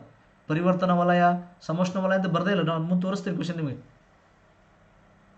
ಹೀಗಾದಾಗ ಅದಕ್ಕೆ ನೀವೇನು ಮಾಡಬೇಕು, ಓದಬೇಕಾದ್ರೆ ಅಥವಾ ಕ್ಲಾಸ್ ಕೇಳಬೇಕಾದ್ರೆ ಇಂಗ್ಲೀಷ್ ಶಬ್ದಗಳಿಗೂ ಕೂಡ ಗಮನ ಕೊಡಿ. ಹಣದುಬ್ಬರ, ಇನ್ಫ್ಲೇಷನ್, ಆ ಥರ ನೀವು ಗಮನ ಕೊಟ್ಟರೆ ಮಾತ್ರ ಇಲ್ಲಿ ನೀವು ಕರೆಕ್ಟಾಗಿ ಆನ್ಸರ್ ಮಾಡೋಕ್ಕೆ ಬರುತ್ತೆ. ಇಲ್ಲಾಂದ್ರೆ ಏನಾಗುತ್ತೆ, ಸುಮ್ಮನೆ ನಿಮ್ಮದು 2-3 ಮಾರ್ಕ್ಸ್ ಹೋಗ್ತೈತಿ. ಕನ್ನಡ ಮಾಧ್ಯಮದಲ್ಲಿ ಬರೆಯುವಂಥ ವಿದ್ಯಾರ್ಥಿಗಳದ್ದು ಮಾರ್ಕ್ಸ್ ಸುಮ್ಮನೆ ಕಳ್ಕೊತೀರಾ. ಸೊ ಯಾವುದೇ ತಪ್ಪಿಲ್ಲದೆ ನಾವು ತಪ್ಪು ಮಾಡಲಾರ್ದೇ ನಾವು 2-3 ಮಾರ್ಕ್ಸ್ ಕಳ್ಕೊಟ್ರೆ ನಾಳೆ ಜಾಬ್ಗೆ ಭಾಳ ಕಷ್ಟ ಆಗುತ್ತೆ. ಹೀಗಾಗಿ ಇಂಗ್ಲೀಷ್ ಶಬ್ದಗಳಿಗೆ ನೀವು ಓದಬೇಕಾದ್ರೆ, ಬರಿಬೇಕಾದ್ರೆ ಇಂಗ್ಲೀಷ್ ಶಬ್ದಗಳಿಗೆ ಗಮನ ಕೊಡಬೇಕು. ಅವುಗಳು ಕೂಡ ನೆನ್ಪಿಟ್ಕೋಬೇಕು. ಇದೊಂದೇ ದಾರಿ, ಬೇರೆ ದಾರಿ ಇಲ್ಲ. ಕೆಳಗಿನವುಗಳಲ್ಲಿ ಯಾವುದು ಕರ್ನಾಟಕದ ಜೈವಿಕ ವೈವಿಧ್ಯ ಪರಂಪರೆಯ ತಾಣವಲ್ಲ ಅಂತಿದೆ. ಸೊ ಇದಕ್ಕೆ ನಾವು ಬಯೋಡೈವರ್ಸಿಟಿ ಹೆರಿಟೇಜ್ ಸೈಟ್ ಅಂತ ಕರಿತೀವಿ. ದೊಡ್ಡ ಆಲದ ಮರ ಅಲ್ಲ ಅಂತ ಕೇಳಿದ್ರೆ ಬರೀ ಇಂಥವು ನೋಡಿ ಕ್ವಶನ್ ಈ ಸಲ. ಅಲ್ಲ, ವಲ್ಲ, ಇಲ್ಲ, ಬೆಲ್ಲ ಅಂದ್ಕೊಂಡು ಬರೀ ಇದೇ ಇದಾವೆ. ಡಿ ಆನ್ಸರ್, ದೊಡ್ಡ ಆಲದ ಮರ. ಬೇರೆ ಎಲ್ಲ ಬಯೋಡೈವರ್ಸಿಟಿ ಹೆರಿಟೇಜಲ್ಲಿ ಬರುವಂಥದ್ದು, ನಿಮಗೆ ಗೊತ್ತಿರಲಿ. Next question number 26. ಕಳೆಗಳ ಸೋಂಕಿತ ನೀರು ಮತ್ತು ಜವುಗು ಭೂಮಿಯಲ್ಲಿ ಪ್ರಯಾಣಿಸುವ ಸಾಮರ್ಥ್ಯವನ್ನು ಹೊಂದಿರುವ ವಾಯುನೌಕೆಯನ್ನು CSIR NAL ಅಭಿವೃದ್ಧಿಪಡಿಸಿದೆ. ಇದನ್ನು ಏನೆಂದು ಕರೆಯಲಾಗುತ್ತದೆ ಅಂದರೆ, ಇದನ್ನು ಕರೆಂಟ್ ಅಫೇರ್ಸ್ ಕ್ವಶನ್. ಇದು ಜಲದೋಸ್ತ್, ಪ್ರಚಲಿತ ಘಟನೆಗಳು, ಜಲದೋಸ್ತ್ ಅಂತ ಕರೀತಾರೆ. ಎ ಆನ್ಸರ್ ನೋಡಿ. ನೆಕ್ಸ್ಟು, ಈ ವಯಸ್ಸಿನ ಮಕ್ಕಳ ಪೌಷ್ಟಿಕಾಂಶ ಮತ್ತು ಆರೋಗ್ಯ ಸ್ಥಿತಿಯನ್ನು ಸುಧಾರಿಸುವುದು ಸಮಗ್ರ ಮಕ್ಕಳ ಅಭಿವೃದ್ಧಿ ಸೇವೆಗಳ ಯೋಜನೆ. ಇದು ಕರ್ನಾಟಕ ಸರ್ಕಾರದ ಒಂದು ಸ್ಕೀಮ್ ಇದೆ. 1975-76ರಲ್ಲಿ ಬಂದಿದೆ. Integrated child development service scheme ಅಂತ ಕರಿತೀವಿ. ಇದರ ಉದ್ದೇಶ ಏನಪ್ಪ ಅಂದರೆ 6 ವರ್ಷದ ಒಳಗೆ, ಅಂದರೆ ಈ ಅಂಗನವಾಡಿ ಮಕ್ಕಳು ಅಂಗನವಾಡಿ ಮಕ್ಕಳ ಒಂದು ಅಭಿವೃದ್ಧಿಗೋಸ್ಕರ ಇರುವಂಥದ್ದು. ಅವರಿಗೆ ಪೌಷ್ಟಿಕಾಂಶ ಮತ್ತು ಆರೋಗ್ಯ ಸಿಗುತ್ತೆ. ಅಂದರೆ ಈಗ ಅದಕ್ಕೆ ನೋಡಿ ಅವರಿಗೆಲ್ಲ ಮೊಟ್ಟೆ ಕೊಡ್ತಾರೆ, ಹಿಟ್ಟು ಕೊಡ್ತಾರೆ. ಅವು ಹಿಟ್ಟು ತಿನ್ನೋದು ಬಾಯ ಹಾಕೊಳ್ಳೋದು ಉಪ್ಪದು ಉಕ್ಕದು ಬರ್ತಾವೆ ಮನೆಗೆ ಹುಡುಗರು, ಅಂಗನವಾಡಿ ಹುಡುಗರು ಅನ್ನ ಹೊತ್ತಿರ್ತಾವ. ನೆಕ್ಸ್ಟ್, ಕೆಳಗಿನವುಗಳಲ್ಲಿ ಯಾವುದು ಭಾರತದ ಚುನಾವಣಾ ಆಯೋಗದ ಪ್ರಕಾರ ಮತದಾರ ವರ್ಗವಲ್ಲ? ಯಾವುದಪ್ಪ ಅಂದರೆ is not a category of electors as per Election Commission of India ಅಂತಿದೆ. ಇಲ್ಲಿ ಅರ್ಹ ಮತದಾರರು ಕ್ವಾಲಿಫೈಡ್. ಹಿಂಗಂದ್ರೆ ಏನು ಅಂತ ಪ್ರಶ್ನೆ ಬರ್ತಂತೆ ಇಲ್ಲಿ. ನೋಡಿ, NRIಗೆ ಅವಕಾಶ ಇದೆ. ನೀವು ಭಾರತೀಯರು ಹೋಗಿ ವಿದೇಶದಲ್ಲಿದ್ದೀರಾ, ಬಂದು ಓಟ್ ಹಾಕ್ಬೋದು. ಸಾಮಾನ್ಯ ಮತದಾರರಿಗೆ ಅವಕಾಶ ಇದೆ. NRI ಅಂದ್ರೆ ಗೊತ್ತಾಗುತ್ತಲ್ಲ, ನಾನ್ ರೆಸಿಡೆನ್ಷಿಯಲ್ ಇಂಡಿಯನ್ಸ್ ಅಂತ ಕರಿತೀವಿ. ಅಂದರೆ ಈಗ ಭಾರತೀಯ ಹೋಗಿ ಅಮೆರಿಕದಲ್ಲಿ ವಾಸ ಮಾಡ್ತಾನಲ್ಲ, ಅವನು NRI ಅಂತ ಕರಿತೀವಿ. ಅವ್ನು ಬಂದು ಓಟ್ ಹಾಕ್ತಾನೆ. ನೀವು ಕೇಳಿರಿ, 2014 ಚುನಾವಣೆಯಲ್ಲಿ ಬಂದು ಗುಜರಾತ್ನವರೆಲ್ಲ ಅಮೆರಿಕದವ್ರು ಬಂದು ಮೋದಿಗೆ ಓಟ್ ಹಾಕ್ಯಾರಂತೆ, ಇಂಡಿಯಾದಾಗ ಬಂದು ಮೋದಿ ಗೆಲ್ಲಬೇಕಂತೇಳಿ. ಸೊ ಹೀಗೆಲ್ಲ ಇರ್ತಾರೆ. ಆದರೆ ಸೇವಾ ಮತದಾರ, ಸೇವಾ ಅಂದರೆ ಈಗ ನೀವು ಚುನಾವಣೆ ಡ್ಯೂಟಿಗೆ ಹೋಗಿರ್ತೀರಿ, ಎಲೆಕ್ಷನ್ ಡ್ಯೂಟಿಗೆ ಹೋಗಿರ್ತೀರಿ, ನೀವು ಮೊದಲೇ ಪತ್ರದ ಮುಖಾಂತರ ಓಟ್ ಹಾಕಿ ಹೋಗ್ತೀರಿ. ಅಥವಾ ಮಿಲಿಟ್ರಿಯಲ್ಲಿ ಇರ್ತೀರಿ, ನೀವು ಮಿಲಿಟ್ರಿಯಲ್ಲಿ ಇದ್ದೀರಾ, ಆರ್ಮಿಯಲ್ಲಿ ಇದ್ದೀರಾ, ನೀವು ಅಲ್ಲಿದೆ ಓಟ್ ಹಾಕ್ಬೋದು. ಗೊತ್ತಾ? ಸೇವಾ ಮತದಾರರಿಗೆ ಅವಕಾಶ ಇದೆ. ಆದರೆ ಅರ್ಹ ಮತದಾರರಿಗೆ ಅವಕಾಶ ಇಲ್ಲ. ಅಂದರೆ ಯಾರು ಅಂದರೆ, ನಮ್ಮ ಇಂಡಿಯಾದಲ್ಲಿ ಮತದಾನ ಮಾಡುವ ವಯಸ್ಸು 18 ದಾಟಿಯೂ ಕೂಡ ನೀವು ಏನಾದರೂ ಇನ್ನೂ ವೋಟಿಂಗ್ ಲಿಸ್ಟ್ ಅವೆಲ್ಲ ಮಾಡ್ಕೊಂಡಿಲ್ಲ ಅಂದರೆ ನಿಮ್ಗೆ ಅವಕಾಶ ಇಲ್ಲ. 18 ದಾಟಿದ ತಕ್ಷಣ ನಾವು ಓಟ್ ಹಾಕೋಕ್ಕೆ ಅರ್ಹ ಅಂತ ಅಲ್ಲ. 18 ದಾಟಿದ ಮೇಲೆ ನೀವೆಲ್ಲ ರಿಜಿಸ್ಟ್ರೇಷನ್ ಮಾಡಿಸ್ಬೇಕು, ವೋಟರ್ ಐ ಡಿ ಮಾಡಿಸ್ಬೇಕು. ಅವೆಲ್ಲ ಆದಮೇಲೆ ಓಟ್ ಹಾಕ್ಸ್ಕೋಬೋದು. ನಂದು 18 ದಾಟೈತಿ, ನಾನು ಓಟ್ ಹಾಕ್ತೀನಿ ಬಿಡ್ರಿ ಅಂದ್ರೆ ಇಲ್ಲ. ನಿಂದು ಎಲ್ಲದಪ್ಪ, ನಿಂದು ವೋಟರ್ ಐ ಡಿ ತುಂಬ, ನೀವು ಯಾವಾಗ ರಿಜಿಸ್ಟ್ರೇಷನ್ ಮಾಡಿಸಿ ಎಲ್ಲ ಕೇಳ್ತಾರೆ. ಅವು ಮಾಡಿಸಿಲ್ಲ ಅಂದ್ರೆ ಇಲ್ಲ. ಹೀಗಾಗಿ ನಿಮ್ಗೆ ಅರ್ಹ ಇದೆ, ನಿಮ್ದು ಏಜ್ ಆಗಿದೆ, 18 ಆಗಿದೆ, ಆದರೂ ಕೂಡ ನಿಮಗೆ ಅವಕಾಶ ಕೊಡಲ್ಲ. ಯಾಕಂದರೆ ನೀವು ಅವೆಲ್ಲ ರಿಜಿಸ್ಟ್ರೇಷನ್ ಮಾಡಿಸಿಲ್ಲ. ಎಲೆಕ್ಷನ್ ಕಮಿಷನ್, ಚುನಾವಣಾ ಆಯೋಗದ ಹತ್ರ ನಿಮ್ಮ ಹೆಸರು ಫೋಟೋ ಗೀಟೋ ಏನೂ ಹೋಗಿಲ್ಲ ಅಂತ ಅರ್ಥ. ಆಯಿತಾ? ಓಕೆ, ಆಲ್ ರೈಟ್, ಅರ್ಥ ಆಗಿದೆ ಅನ್ಕೋತೀನಿ. ಮುಂದೆ ಹೋಗೋಣ. ಸರ್ಟಿನ್ ಹೆಚ್ಚಿನ ತೀವ್ರತೆಯೊಂದಿಗೆ ಮಾಲ್ವೇರ್ ಅಕೀರಾಗೆ ಎಚ್ಚರಿಕೆ ನೀಡಿದೆ. ಅಕೀರಾ 1 ಅಂತಿದೆ. ಸೊ ರ್ಯಾನ್ಸಮ್ ವೇರ್ ಅಂತ ಕರಿತೀವಿ, ವೈರಸ್. ಅದು ಏನು ಮಾಡಿಬಿಡ್ತೈತಿ, ಅವು ರ್ಯಾನ್ಸಮ್ ವೇರ್ ಹೆಂಗಪ್ಪ ಅಂದ್ರೆ ನಿಮ್ಮ ಲ್ಯಾಪ್ಟಾಪ್ನ ಹ್ಯಾಕ್ ಮಾಡಿಬಿಟ್ರೆ ನಿಮ್ಮ ಲ್ಯಾಪ್ಟಾಪ್ ಓಪನೇ ಆಗಲ್ಲ, ಎಲ್ಲ ಬಂದು. ಅದಕ್ಕೆ ನಾವು ರ್ಯಾನ್ಸಮ್ ವೇರ್ ಅಂತ ಕರಿತೀವಿ, ಒಂಥರ ವೈರಸ್.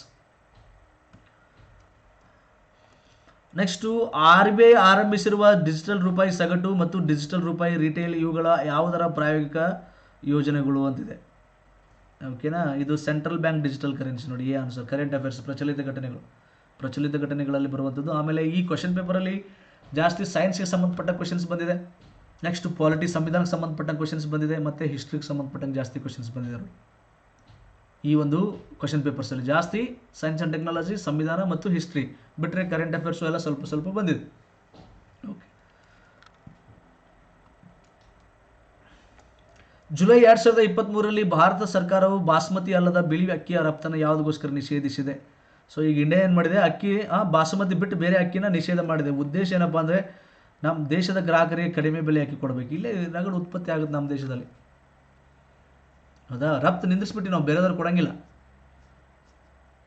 ರಫ್ತು ಅಂದ್ರೆ ಎಕ್ಸ್ಪೋರ್ಟ್, ನಾವು ಬೇರೆದವ್ರಿಗೆ ಅಕ್ಕಿ ಕೊಡ್ತಾ ಇಲ್ಲ. ಯಾಕಂದರೆ ನಮ್ಮ ದೇಶ ಜನರಿಗೆ ಕಡಿಮೆ ರೇಟಲ್ಲಿ ಸಿಗಲಿ ಅಂತ, ಆ ಒಂದು ಉದ್ದೇಶದ, ಅಕ್ಕಿ ರೇಟ್ ಜಾಸ್ತಿ ಆಗಿ ಕೊಡಬಾರ್ದು ಅಂತ, ಅಕ್ಕಿ ರೇಟ್ ಗಗನಕ್ಕೆ ಹೋಗಬಾರ್ದು ಅಂತ ಈ ಒಂದು ಉದ್ದೇಶದಿಂದ ಮಾಡಲಾಗಿದೆ. Answer B. ಕೊಟ್ಟಿರುವ ಪ್ರಶ್ನೆಗೆ ಉತ್ತರ ಬಿ ಆನ್ಸರ್. ನೆಕ್ಸ್ಟ್ 31 ಆಯ್ತಾ? ಕ್ವಶನ್ ನಂಬರ್ 31 ಆಯ್ತಾ? ನೆಕ್ಸ್ಟ್ 32 ನೋಡಿ, ಕೆಳಗಿನವುಗಳಲ್ಲಿ ಯಾವುದು ವಿಶ್ವಸಂಸ್ಥೆಯ ಪ್ರಮುಖ ಅಂಗವಲ್ಲ ಅಂತಿದೆ. ವಿಶ್ವಸಂಸ್ಥೆ, which of the following is not a principal organ of United Nations ಅಂತಿದೆ. ಇಲ್ಲಿ ಶಾಂತಿ ಪಾಲನಾ ಕಾರ್ಯಾಚರಣೆ ಮತ್ತು ರಾಜಕೀಯ ಕಾರ್ಯಗಳು, the peacekeeping operations and political missions. ಗೊತ್ತಿರಲಿ, ಈ ಪೀಸ್ ಕೀಪಿಂಗ್ ಆಪರೇಷನ್ಸಲ್ಲಿ ಇಂಡಿಯನ್ ಮಿಲಿಟರಿ ಹೈಯೆಸ್ಟ್ ಇದೆ, ಇಂಡಿಯನ್ಸ್ ಜಾಸ್ತಿ ಪಾತ್ರ ಇದೆ, ಗೊತ್ತಿರಲಿ ನಿಮಗೆ. ಓಕೆ, ಇದು ಮುಖ್ಯ ಏನಪ್ಪ ಅಂದರೆ ಪ್ರಮುಖ ಅಂಗ ಅನ್ನೋದು ಗೊತ್ತಿರಲಿ. ಇಲ್ಲ, ಇದು ಓದಿದ್ರೆ ಗೊತ್ತೇ ಇರುತ್ತೆ. ಇದೆಲ್ಲ ಸಿಂಪಲ್ ಕ್ವಶನ್ಸ್, ಭಾಳ ಸರಳವಾದ ಪ್ರಶ್ನೆಗಳು. ಚಾಟ್ GPT ನೋಡಿ, ಇದು ನೋಡಿ, ಅಭಿವೃದ್ಧಿ ಪಡಿಸಿದಾರೆ ಯಾರು ಅಂತಿದೆ. ಇತ್ತೀಚೆಗೆ ಫುಲ್ ನ್ಯೂಸಲ್ಲಿದೆ. ಇದ್ರ ಮೇಲೆ ಒಂದು ವಿಡಿಯೋ ಕೂಡ ಮಾಡಿದ್ದೀನಿ, ಇದೇ ಚಾನಲಲ್ಲಿ ಒಂದು ವಿಡಿಯೋ ಕೂಡ ಮಾಡಿದ್ದೀನಿ. ಓಪನ್ ಎಐದವರು ಚಾಟ್ GPT ಅಂತ ಮಾಡಿದ್ದಾರೆ. ಇದು ಆರ್ಟಿಫಿಷಿಯಲ್ ಇಂಟೆಲಿಜೆನ್ಸು. ನೀವು ಏನೇ ಕ್ವಶನ್ ಕೇಳಿದ್ರು ಆನ್ಸರ್ ಮಾಡ್ತೈತೆ, ಪಟ ಆನ್ಸರ್ ಮಾಡ್ತೈತೆ. ನಿಮಗೆ ಗೊತ್ತಿರಲಿ, ಇದನ್ನು ಕೂಡ ನಾನು ಭಾಳಷ್ಟು ಬಳಸ್ತಾ ಇರ್ತೇನೆ.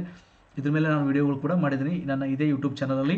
ನನ್ನ ಚಾನಲ್ ಸಬ್ಸ್ಕ್ರೈಬ್ ಮಾಡ್ಕೊಳ್ಳಿ, ನೀವು ಯಾರು ಸಬ್ಸ್ಕ್ರೈಬ್ ಮಾಡ್ಕೊಂಡಿಲ್ಲ, ನಿಮಗೆ ಭಾಳಷ್ಟು ವಿಶೇಷ ವಿಡಿಯೋಗಳು ಸಿಗ್ತವೆ. ಇಂಗ್ಲೀಷ್ ಮತ್ತು ಫ್ರೆಂಚ್ ನಡುವಿನ 3ನೇ ಕಾರ್ನಾಟಿಕ್ ಯುದ್ಧಗಳು ಯಾವುದಕ್ಕೆ ಸಹಿ ಹಾಕೋದ್ರ ಮೂಲಕ ಅಂತಿದೆ. ಸೊ ಇಲ್ಲಿ ಯಾವುದಪ್ಪ ಅಂದರೆ ಪ್ಯಾರಿಸ್ ಒಪ್ಪಂದ 1763ರಲ್ಲಿ ಆಗುತ್ತೆ ನೋಡಿ, 1763 ಪ್ಯಾರಿಸ್ ಒಪ್ಪಂದ. Answer C answer. Next question number 35. 1914ರಲ್ಲಿ ಮೈಸೂರು ಲ್ಯಾನ್ಸರ್ಗಳಿಗೆ ಮೊದಲ ಯುದ್ಧದಲ್ಲಿ ಭಾಗವಹಿಸಲು ಆದೇಶಿಸಲಾಯಿತು ಮತ್ತು ದಂಡು ಮೊದಲು ಎಲ್ಲಿಗೆ ಹೊರಟಿತು. ಏನು ಟ್ರಾನ್ಸ್ಲೇಷನ್ ಇದು, ಬಕ್ವಾಸ, ಕೆಟ್ಟ ಹೊಲಸ್ ಟ್ರಾನ್ಸ್ಲೇಷನ್ ಇದು.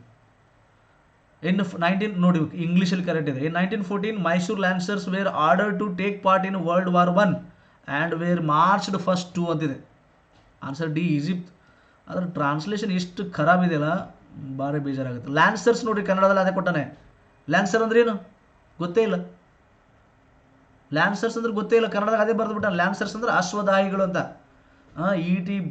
ಈಟಿ ಹಿಡ್ಕೊಂಡು ಕೈಯಾಗ ಈಟಿ ಹಿಡ್ಕೊಂಡು ಕುದುರೆ ಮೇಲೆ ಬರ್ತಾ ನೋಡ್ರಿ, ಅವನಿಗೆ ನಾವು ಲ್ಯಾನ್ಸರ್ ಅಂತ ಕರಿತೀವಿ. ಲ್ಯಾನ್ಸರ್ ಮೀನಿಂಗೇ ಗೊತ್ತಿಲ್ಲ ಅಂದ್ರೆ ಏನು ಆನ್ಸರ್ ಮಾಡ್ತೀರಿ ಹೇಳಿ ನೋಡೋಣ. ಟಫ್ ಕ್ವಶನ್ ಇದು, ಭಾರಿ ಟಫ್ ಕ್ವಶನ್ ಇದು. ಮತ್ತು ಟ್ರಾನ್ಸ್ಲೇಷನ್ ಪ್ರಾಬ್ಲಮ್ ಇಂದ ಭಾಳಷ್ಟು ಜನ ಮಿಸ್ಟೇಕ್ಸ್ ಮಾಡ್ತಾರೆ, ಗೊತ್ತೇ ಇಲ್ಲ.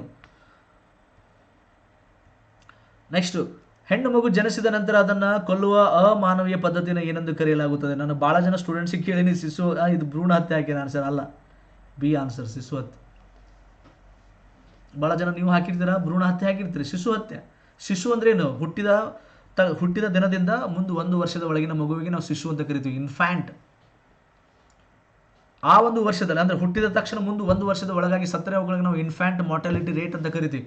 Infant mortality rate IMR. ಶಿಶು ಮರಣ ಹತ್ಯೆ, ಶಿಶು ಮರಣ ದರ ಅಂತ ಕರಿತೀವಿ. ಜನಿಸಿದ ನಂತರ ಇಲ್ಲಿದೆ ನೋಡಿ, ಇದು ಭಾಳ ಇಂಪಾರ್ಟೆಂಟು. ಜನಿಸಿದ ನಂತರ, ಹುಟ್ಟಿದ ನಂತರ ಹೊಟ್ಟೆಗೆ ಸಾಯಿಸ್ತಾರೆ ನೋಡ್ರಿ, ಅದಕ್ಕೆ ಭ್ರೂಣ ಹತ್ಯೆ. ಹೊಟ್ಟಿಯೊಳಗೆ ಸಾಯಿಸಿದ್ರೆ ಭ್ರೂಣ ಹತ್ಯೆ. ಜನಿಸಿದ ನಂತರ ಅದನ್ನು ಕೊಲ್ಲುವ ಅಮಾನವೀಯ ಪದ್ಧತಿ. ಜನಿಸಿದ ನಂತರ ನಾ ಹೇಳಿದೆ, ಹುಟ್ಟಿದ್ರಿಂದ 1 ವರ್ಷದ ಒಳಗಾಗಿ ಶಿಶು ಹತ್ಯೆ, ಇನ್ಫೆಂಟಿಸೈಡ್ ಅಂತ ಕರಿತೀವಿ, ನೆನ್ಪಿಟ್ಕೊಳ್ಳಿ. ಅಬಾರ್ಷನ್ ಅಂದರೆ ಗರ್ಭಪಾತ ಅಂದ್ರೆ ಮಗು ತೆಗೆಸ್ಕೊಳ್ಳೋದು. ಮಿಸ್ಕ್ಯಾರೇಜ್ ಅಂದ್ರೆ ತಾನಾಗಿಯೇ ಮಗು ಅದೇನಾಗಿರುತ್ತೆ, ಗರ್ಭಿಣಿಯಾಗಿರುವ ಮಗು ತಾನಾಗೆ ಹೋಗ್ಬಿಡುತ್ತೆ, ಅದು ಕರಗಿಬಿಡುತ್ತೆ ಅಂತ ಹೇಳ್ತಾರೆ. ಓಕೆ, ನೆಕ್ಸ್ಟ್, ಉತ್ತರ ಕನ್ನಡ ಜಿಲ್ಲೆಯ ಕಲಾಸೆ ಅರಣ್ಯದಲ್ಲಿ ಈ ಕೆಳಗಿನ ಯಾವ ಚಳವಳಿ. ಕಲಾಸೆ ಅರಣ್ಯ ಅಪ್ಪಿಕ ಚಳವಳಿ, ಭಾಳ ಫೇಮಸ್ ಕ್ವಶನ್ ಇದು, ಭಾಳಷ್ಟು ಈಸಿ ಕ್ವಶನ್ ಕೂಡ. ಈ ಆನ್ಸರು. ಯಾರ ಹಿಂಸಾತ್ಮಕ ಮತ್ತು ವಿನಾಶಕಾರಿ ಸ್ವಭಾವದ ನಡವಳಿಕೆಯನ್ನು ಗಲಭೆ ಎಂದು ಕರೆಯುತ್ತಾರೆ. Violent and destructive nature of behaviour is called as dash behaviour is called as mob ಅಂತ ಕರಿತೀವಿ, ಜನಸಮೂಹ. ಭಾಳಷ್ಟು ಲಕ್ಷ ಜನ ಸೇರಿ ಹಿಂಸಾತ್ಮಕ ಮತ್ತು ವಿನಾಶಕಾರಿ ಸ್ವಭಾವ ನಡವಳಿಕೆಯನ್ನು ನಾವೇನಂತ ಕರಿತೀವಿ, ಜನಸಮೂಹ ಅಂತ ಕರಿತೀವಿ. ಅವರೆಲ್ಲ ಸೇರಿಕೊಂಡು ಗಲಭೆ ಮಾಡಿದ್ರೆ ಜನಸಮೂಹ ಅಂತ ಕರಿತೀವಿ. ಜನಸಮೂಹದಿಂದ ಆಗುತ್ತೆ. 2009ರ ಶಿಕ್ಷಣ ಹಕ್ಕು ಕಾಯ್ದೆಯು ಯಾವ ವಯಸ್ಸಿನ ಮಕ್ಕಳಿಗೆ ಕಡ್ಡಾಯ ಉಚಿತ ಶಿಕ್ಷಣ ಅಂತಿದೆ. 1ರಿಂದ 8ನೇ ತರಗತಿ ಅಥವಾ 6ರಿಂದ 14 ವರ್ಷದ ಮಕ್ಕಳು, ಬಿ ಆನ್ಸರು. ಇದನ್ನು ಭಾಳ ಫೇಮಸ್ ಕ್ವಶನ್, ನೆನ್ಪಿಟ್ಕೊಳ್ಳಿ.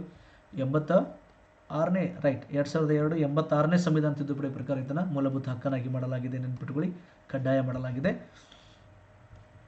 ಯಾರ ಮಧ್ಯಸ್ಥಿಕೆಯೊಂದಿಗೆ ಭಾರತ ಮತ್ತು ಪಾಕಿಸ್ತಾನ ತಾಷ್ಕೆಂಟ್ ಒಪ್ಪಂದ ಸಹಿ ಹಾಕಿದೆ ಅಂತಿದೆ. ಮರೆಯಂಗಿಲ್ಲ ನಾವು, ಯಾಕಂದರೆ USSR ಇವರ ಒಪ್ಪಂದದಲ್ಲಿ ಲಾಲ್ ಬಹದ್ದೂರ್ ಶಾಸ್ತ್ರಿ ಹೋಗಿದ್ದರು ತಾಷ್ಕೆಂಟ್ಗೆ. ಈಗ ಅದು ಉಜ್ಬೇಕಿಸ್ತಾನದ ರಾಜಧಾನಿ ತಾಷ್ಕೆಂಟ್. ಅದು ಮುಂಚೆ USSR ಇತ್ತು. ಅಲ್ಲಿ 1966 ಲಾಲ್ ಬಹದ್ದೂರ್ ಶಾಸ್ತ್ರಿ ಅವ್ರ ಮರಣ ಕೂಡ ಆಗುತ್ತೆ. ಅದು ರಷ್ಯಾದ ಮಧ್ಯಸ್ಥಿಕೆಯಲ್ಲಿ ತಾಷ್ಕೆಂಟ್ ಒಪ್ಪಂದಕ್ಕೆ ಹೋಗಿದ್ವಿ. ಅದು ಭಾರತ ಮತ್ತು ಪಾಕಿಸ್ತಾನಕ್ಕೆ ಸಂಬಂಧಪಟ್ಟ ಹಾಗೆ ಅಂತ ಗೊತ್ತಿರಲಿ.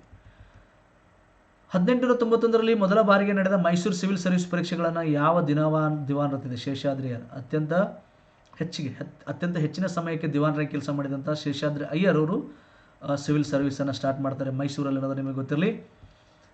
ನೆಕ್ಸ್ಟ್, ಮೈಸೂರು ಸಂಸ್ಥಾನದಲ್ಲಿ ಶಾಸಕಾಂಗ ಮಂಡಳಿ ಅಂತಿದೆ, ಯಾವಾಗ ಸ್ಥಾಪಿಸಲಾಯಿತು. 1907.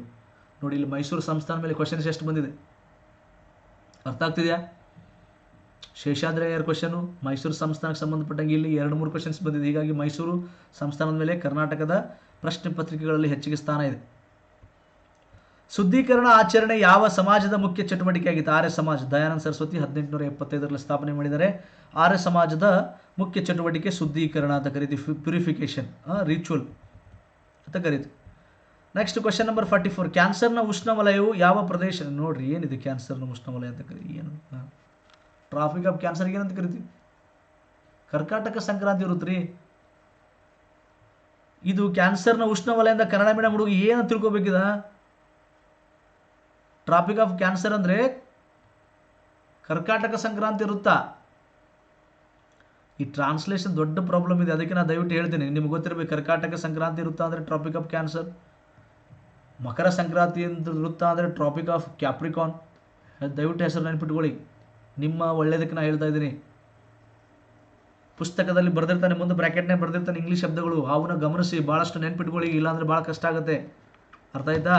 ಸೊ ಕರ್ನಾಟಕದಲ್ಲಿ 8 ರಾಜ್ಯಗಳ ಮುಖಾಂತರ ಹಾದು ಹೋಗುತ್ತೆ, ಆದರೆ ಒಡಿಸ್ಸಾದ ಮುಖಾಂತರ ಹಾದು ಹೋಗಲ್ಲ ಅನ್ನೋದು ಗೊತ್ತಿರಲಿಲ್ಲ. ಇದನ್ನು ಕೂಡ ಸರಳ ಕ್ವಶನ್, ಆದರೆ ಟ್ರಾನ್ಸ್ಲೇಷನ್ ಅಷ್ಟೇ ಸಮಸ್ಯೆ ಇದೆ, ಬಿಟ್ಟರೆ ಈ ಕ್ವಶನ್ ಕೂಡ ಭಾಳಷ್ಟು ರಿಪೀಟ್ ಆಗಿದೆ. ದೊಡ್ಡ ಪ್ರದೇಶದಲ್ಲಿ ಒಂದೇ ಬೆಳೆಯನ್ನು ಬೆಳೆಯೋದಕ್ಕೆ ಏನಂತ ಪ್ಲಾಂಟೇಶನ್ ಅಂತ ಕರೀತಾರೆ. ಪ್ಲಾಂಟೇಶನ್ ದ್ರಾಕ್ಷಿ ಆಗಿರ್ಬೋದು, ಪ್ಲಾಂಟೇಶನ್ ಮಾಡ್ತಾರೆ, ಅಡಿಕೆ ಹೀಗೆಲ್ಲ ಪ್ಲಾಂಟೇಶನ್ ನೋಡ್ರಿ. ಅದಾದಮೇಲೆ ಕೆಳಗಿನವುಗಳಲ್ಲಿ ಯಾವುದನ್ನು ಕನ್ನಡದಲ್ಲಿ ಕಾಗೆ ಬಂಗಾರ ಅಂತ ಕರೀತಾರೆ? ಮೈಕಾ ನೋಡ್ರಿ. ಇದೆಲ್ಲ ಪೇಂಟಿಂಗಲ್ಲಿ ಬಳಸ್ತಾರೆ, ಆಟೋಮೊಬೈಲ್ ಇಂಡಸ್ಟ್ರಿಯಲ್ಲಿ ಬಳಸ್ತಾರೆ. ಮೈಕಾ ಭಾಳ ಫೇಮಸ್, ಭಾಳಷ್ಟು ಬಳಕೆಯಲ್ಲಿರುವಂಥ ಒಂದು ಖನಿಜ ಇದು. ಇದಕ್ಕೇನಂತಾರೆ ಕಾಗೆ ಬಂಗಾರ ಅಂತ ಕರೀತಾರೆ. ಅಂದರೆ ತುಂಬ ಅಷ್ಟು ಬೆಲೆ ಬಾಳುತ್ತೆ, ಅಷ್ಟು ಇಂಪಾರ್ಟೆಂಟ್ ಅಂತ ಅರ್ಥ, ಅದ್ರ ಮಹತ್ವ ಅಷ್ಟಿದೆ ಅಂತ ಅರ್ಥ. ಕೆಳಗಿನವುಗಳಲ್ಲಿ ಯಾವುದು ಯೋಜನೆ ಅಲ್ಲದ? ನಾನ್ ಪ್ಲಾನಿಂಗ್ ಮತ್ತು ಪ್ಲಾನಿಂಗ್ ಅಂತ ಎರಡಿದೆ. ಈಗ ನೋಡಿ, ರಕ್ಷಣಾ ವೆಚ್ಚ, ಬಡ್ಡಿ ಪಾವತ, ನಾಗರಿಕ ಆಡಳಿತ ವೆಚ್ಚ, ಇವೆಲ್ಲ ಏನಪ್ಪ ಅಂದರೆ ನಾನ್ ಪ್ಲಾನಿಂಗಲ್ಲಿ ಬರ್ತವೆ, ಹೌದಾ? ಆದರೆ ಪ್ಲಾನಿಂಗಲ್ಲಿ ಬರುವಂಥದ್ದು ಸಮಾಜ ಕಲ್ಯಾಣ. ಈಗ ಇನ್ಫ್ರಾಸ್ಟ್ರಕ್ಚರ್, ರೋಡ್ ಇನ್ಫ್ರಾಸ್ಟ್ರಕ್ಚರು, ಸಮಾಜ ಕಲ್ಯಾಣ ಇವೆಲ್ಲ ಫಿಕ್ಸ್ ಪ್ಲಾನಿಂಗಲ್ಲಿ ಬರ್ತವೆ. ಆದರೆ ರಕ್ಷಣಾ, ಬಡ್ಡಿ, ನಾಗರಿಕ ಆಡಳಿತ ವೆಚ್ಚ, ಪೆನ್ಷನ್ನು ಅವೆಲ್ಲ ಏನು ಬರ್ತವೆ? ನಾನ್ ಪ್ಲಾನಿಂಗಲ್ಲಿ ಬರುವಂಥದ್ದು. ನಿಮಗೆ ನೆನ್ಪಿಟ್ಕೊಳ್ಳಿ, ಕೊಟ್ಟಿರೋ ಪ್ರಶ್ನೆಗೆ ಉತ್ತರ ಸಿ. ಬ್ಯಾಂಕ್ಗಳು ಯಾವ ವಲಯಕ್ಕೆ ಸೇರಿವೆ ಅಂತಿದೆ? ನಿಮಗೆ ಗೊತ್ತಿದೆ, ಭಾಳ ಸರಳ ಕ್ವಶನ್ ಇದು. ತೃತೀಯ ವಲಯ, ಟರ್ಷರಿ ಸೆಕ್ಟರ್ ಅಂತ ಕರಿತೀವಿ. ಟರ್ಷರಿ ಸೆಕ್ಟರ್ ತೃತೀಯ ವಲಯ ಅಥವಾ ಸೇವಾ ವಲಯದಲ್ಲಿ ಬರುತ್ತೆ. ಬ್ಯಾಂಕ್ ಆಗಿರ್ಬೋದು, ಟ್ರಾನ್ಸ್ಪೋರ್ಟೇಷನ್ ಆಗಿರ್ಬೋದು, ಸಾಫ್ಟ್ವೇರ್ ಆಗಿರ್ಬೋದು, ಹೀಗೆ ಅನೇಕ, ಬ್ಯಾಂಕಿಂಗು, ಹಾಸ್ಪಿಟಲ್ಸು ಇವೆಲ್ಲ ಅದರಲ್ಲಿ ಬರುವಂಥದ್ದು. ಕಾಲರ ಯಾವುದರಿಂದ ಉಂಟಾಗುತ್ತದೆ? ನಿಮಗೆ ಸಿಂಪಲ್, ಬ್ಯಾಕ್ಟೀರಿಯಾ. ನೋಡಿ, ಇಲ್ಲೊಂದು ನಾನು ಹೇಳಕ್ಕೆ ಇಷ್ಟಪಡ್ತೀನಿ ನಿಮಗೆ, ಇದನ್ನು ಭಾಳ ಗಮನ ಇಟ್ಟು ಕೇಳಿ. ಈ ಕ್ವಶನ್ ಪೇಪರ್ ನೋಡಿದ್ರೆ ಸುಮಾರು 30ರಿಂದ 40 ಕ್ವಶನ್ಸು ನಿಮ್ಮ ಹೈಸ್ಕೂಲ್ ಬುಕ್ಕಲ್ಲಿದೆ, ಅಥವಾ 6, 7, 8, 9, 10ನೇ ತರಗತಿ ಪುಸ್ತಕದಲ್ಲಿ ಇದೆ. ನಾನು ಚಾಲೆಂಜ್ ಮಾಡ್ತೇನೆ ನೋಡಿರಿ, ಕನಿಷ್ಠ 30ರಿಂದ 40 ಕ್ವಶನ್ಸ್ ಎಲ್ಲ ಅದರಲ್ಲಿದೆ. ನೀವು ಭಾಳ ಜನ ಓದೋದೇ ಇಲ್ಲ. 6ನೇ ಕ್ಲಾಸ್ ಪುಸ್ತಕ ನಾ ಯಾಕೆ ಓದ್ಬೇಕ್ರಿ ಸರ್, ನಾ PC ಓದ್ತಾ ಇದ್ದೀನಿ, PSI ಓದ್ತಾ ಇದ್ದೀನ, ಇರಲಿ, ಓದ್ಬೇಕದು.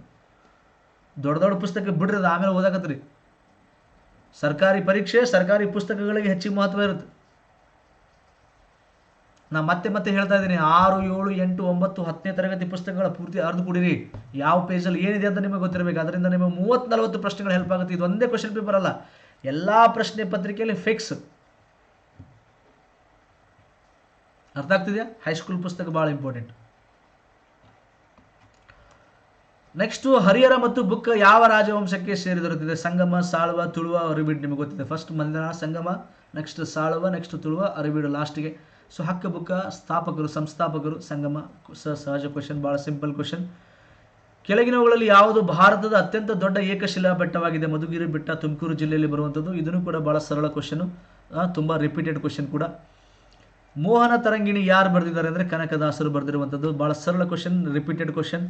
ಭಾರತೀಯ ವಾಯುಪಡೆಯ ತರಬೇತಿ ಕಮಾಂಡ್ ಬೆಂಗಳೂರಲ್ಲಿದೆ, ಈಗ ಹೆಬ್ಬಾಳಲ್ಲಿದೆ. ಹೆಬ್ಬಾಳಲ್ಲಿದೆ, ಗೊತ್ತಿರಲಿ ನಿಮಗೆ. A answer. ಇದನ್ನು ಕೂಡ ಅಷ್ಟೊಂದು ಟಫ್ ಏನಲ್ಲ. ಆರೋಪಿಯನ್ನು ಬಂಧಿಸಿದ ನಂತರ ಈ ಕೆಳಗಿನಗಳಲ್ಲಿ ಯಾವುದು ಸ್ವೀಕಾರವಾಗಿದೆ ಅಂದರೆ ತನಗೆ ಬಂಧನದ ಕಾರಣವನ್ನು ಆರೋಪಿಗೆ ವಿವರಿಸಬೇಕು. 32ನೇ ವಿಧಿ ಗೊತ್ತಾಯ್ತಾ? 32 ಸಂವಿಧಾನಾತ್ಮಕ ಪರಿಹಾರ ಹಕ್ಕುಗಳಿಗೆ ಸಂಬಂಧಪಟ್ಟಿರುವಂಥದ್ದು. ಇಲ್ಲ ಸಾರಿ, ಇದು 32 ಅಲ್ಲ, ಇದು 20, ನೆಕ್ಸ್ಟು 22ನೇ ವಿಧಿಯಲ್ಲಿ ಬರುವಂಥದ್ದು. ಓಕೆ, ಸಂವಿಧಾನದ 22ನೇ ವಿಧಿಯಲ್ಲಿ ಬರುತ್ತೆ, ಆರೋಪಿಯ ರಕ್ಷಣೆ ಬಗ್ಗೆ ಬರುತ್ತೆ. 20ನೇ ವಿಧಿ ಅಪರಾಧಿಯ ರಕ್ಷಣೆಗೆ ಸಂಬಂಧಪಟ್ಟಿದೆ, 22ನೇ ವಿಧಿ ಆರೋಪಿಯ ರಕ್ಷಣೆಗೆ ಸಂಬಂಧಪಟ್ಟಿದೆ. ಬಿ, ಇಲ್ಲಿ ಕೊಟ್ಟಿರುವ ಪ್ರಶ್ನೆಗೆ ಉತ್ತರ ಬಿ ಆನ್ಸರ್. ನೀವು ಉಳಿದ ಆಪ್ಷನ್ ಕೂಡ ವಿಡಿಯೋ ಪಾಸ್ ಮಾಡಿಕೊಂಡು ನೋಡ್ಬೋದು, ವಿಡಿಯೋವನ್ನು ನಿಂದಿರಿಸ್ಕೊಂಡು ತಾವು ನೋಡ್ಬೋದು. ಓಕೆ, ರಾಮ್ ಮತ್ತು ಕಿಶನ್ ಶಾಲೆಯ ವಿದ್ಯಾರ್ಥಿಗಳು ರಾಮ್ ಕಿಶನ್ಗೆ ಕಪಾಳ ಮೋಕ್ಷ ಮಾಡುತ್ತಾನೆ. ಇವೆಲ್ಲ ನೋಡ್ರಿ, ಇವಕ್ಕೆ ಡಿಸಿಷನ್ ಮೇಕಿಂಗ್ ಅಂತ ಕರಿತೀವಿ, ಕೇಸ್ ಸ್ಟಡೀಸ್ ಅಂತ ಕರೀತಾರೆ. ಇವಕ್ಕೆಲ್ಲ ನೀವು ಓದಲೇಬೇಕಂತ ಏನಿಲ್ಲ, ನೀವು ಓದಿರ್ಬೇಕಂತ ಏನಿಲ್ಲ, ಜಸ್ಟ್ ಕಾಮನ್ ಸೆನ್ಸ್ ಯೂಸ್ ಮಾಡಬೇಕು. ನೀವು ಅಗ್ರೆಸಿವ್ ಇರಬಾರ್ದು, ಆಕ್ರಮಣಕಾರಿ ಇರಬಾರ್ದು, ಸಂವಿಧಾನಾತ್ಮಕವಾಗಿ ಕಾನೂನಾತ್ಮಕವಾಗಿ ವಿಚಾರ ಮಾಡಬೇಕು ಅನ್ನೋ ಕಾರಣಕ್ಕೋಸ್ಕರ ಇಂಥ ಕ್ವಶನ್ ಕೊಟ್ಟಿದ್ದಾನೆ 3-4. ಇಲ್ಲಿ ಕರೆಕ್ಟ್ ಆನ್ಸರ್ ಏನಪ್ಪ ಅಂದರೆ, ರಾಮನು ಪೋಷಕರಿಗೆ ಕರೆ ಮಾಡಿ ಪೋಷಕರೊಂದಿಗೆ ರಾಮನಿಗೆ ಸಲಹೆ ನೀಡಬೇಕು ಅಂತಿದೆ. ಇದನ್ನು ಬಿಟ್ಟು ಅರೆಸ್ಟ್ ಮಾಡಿಸೋದು, ಏನು ಮಾಡಬಾರ್ದು, ಕಪಾಳ ಮೋಕ್ಷ ಇವೆಲ್ಲ ಇಲ್ಲ. ಕರೆಕ್ಟ್ ಡಿಸಿಷನ್ ಯಾವುದು ಅಂತ ಆನ್ಸರ್ ಮಾಡಬೇಕು, ಬಿ ಆನ್ಸರ್. ನೆಕ್ಸ್ಟ್, ಕೆಳಗಿನವುಗಳಲ್ಲಿ ಯಾವುದನ್ನು ದುರ್ವರ್ತನೆ ಎಂದು ಪರಿಗಣಿಸಲಾಗುತ್ತದೆ? ದುರ್ವರ್ತನೆ ಏನಪ್ಪ ಅಂದರೆ ಇವುಗಳಲ್ಲಿ ಎಲ್ಲವೂ. ಪಾಸ್ಪೋರ್ಟ್ಗೆ ಹಣ ಕೇಳಂಗಿಲ್ಲ, ವಿನಂತಿಸುವುದು ಅಥವಾ ಒತ್ತಾಯಿಸುವುದು ಇದು ಯಾವುದೂ ಮಾಡೋಂಗಿಲ್ಲ, ಸ್ವಯಂ ಯಾವುದಿಲ್ಲ, ಇವುಗಳಲ್ಲಿ ಎಲ್ಲವೂ ಅಂತಿದೆ.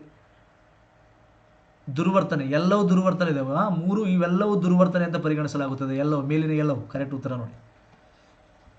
ನಿಮಗೆ ಬಸ್ನಲ್ಲಿ 2 ಲಕ್ಷ ರೂಪಾಯಿಗಳ ಬ್ಯಾಗ್ ಸಿಕ್ಕಿದೆ, ನೀವು ಏನು ಮಾಡ್ತೀರಾ? ಮೊದಲು ಸಿಗಲ್ರಿ ಸರ್, ಆಮೇಲೆ ವಿಚಾರ ಮಾಡೋ ಫಸ್ಟ್ ರೊಕ್ಕ ಸಿಗಲ್ರಿ ಸರ್ ನೋಡ್ರಿ, ನೀವು ಫೋನ್ ಮಾಡಿರಿ, ನನ್ನ ಫೋನ ನೆಟ್ವರ್ಕ್ ಗೋವಾದಾಗ ಇರ್ತದೆ, ನೀವು ಕರೆ ಮಾಡುತ್ತಿರುವ ಚಂದಾದಾರರು ಗೋವಾದಲ್ಲಿದ್ದಾರೆ ಅಂತ ಬರ್ತದೆ.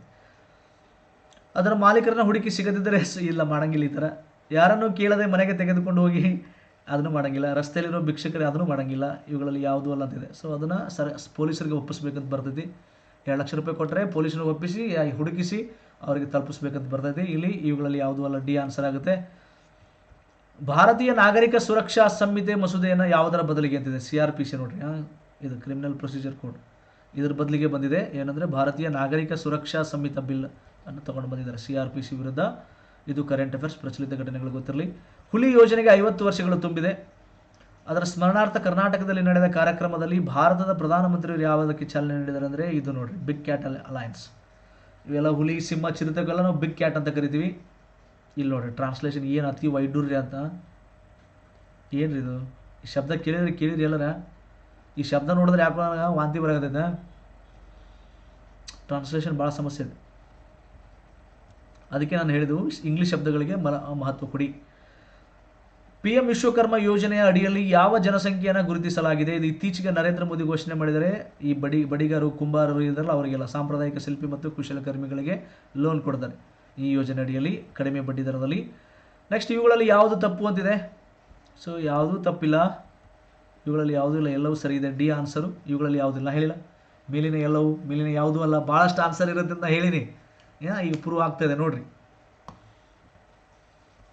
ಸಂಗೀತ ರತ್ನಾಕರ ಬರೆದವರು ಅಂತಿದೆ ಶರಂಗದೇವ ಅಥವಾ ಶಾರಂಗದೇವ ಅಂತ ಕರಿತೀವಿ. 13ನೇ ಶತಮಾನದಲ್ಲಿ ಒಬ್ಬ ಕವಿ ಸಂಸ್ಕೃತ ಭಾಷೆಯಲ್ಲಿ ಈ ಒಂದು ಸಂಗೀತ ರತ್ನಾಕರ ಬರೆದಿದ್ದಾರೆ. ಇದು ಕರ್ನಾಟಕ ಸಂಗೀತ ಮತ್ತು ಹಿಂದೂಸ್ತಾನಿ ಸಂಗೀತದ ಬಗ್ಗೆ ಬಹಳಷ್ಟು ಬೆಳಕನ್ನು ಚೆಲ್ಲುವಂಥದ್ದು ಅನ್ನೋದು ನಿಮಗೆ ಗೊತ್ತಿರಬೇಕು.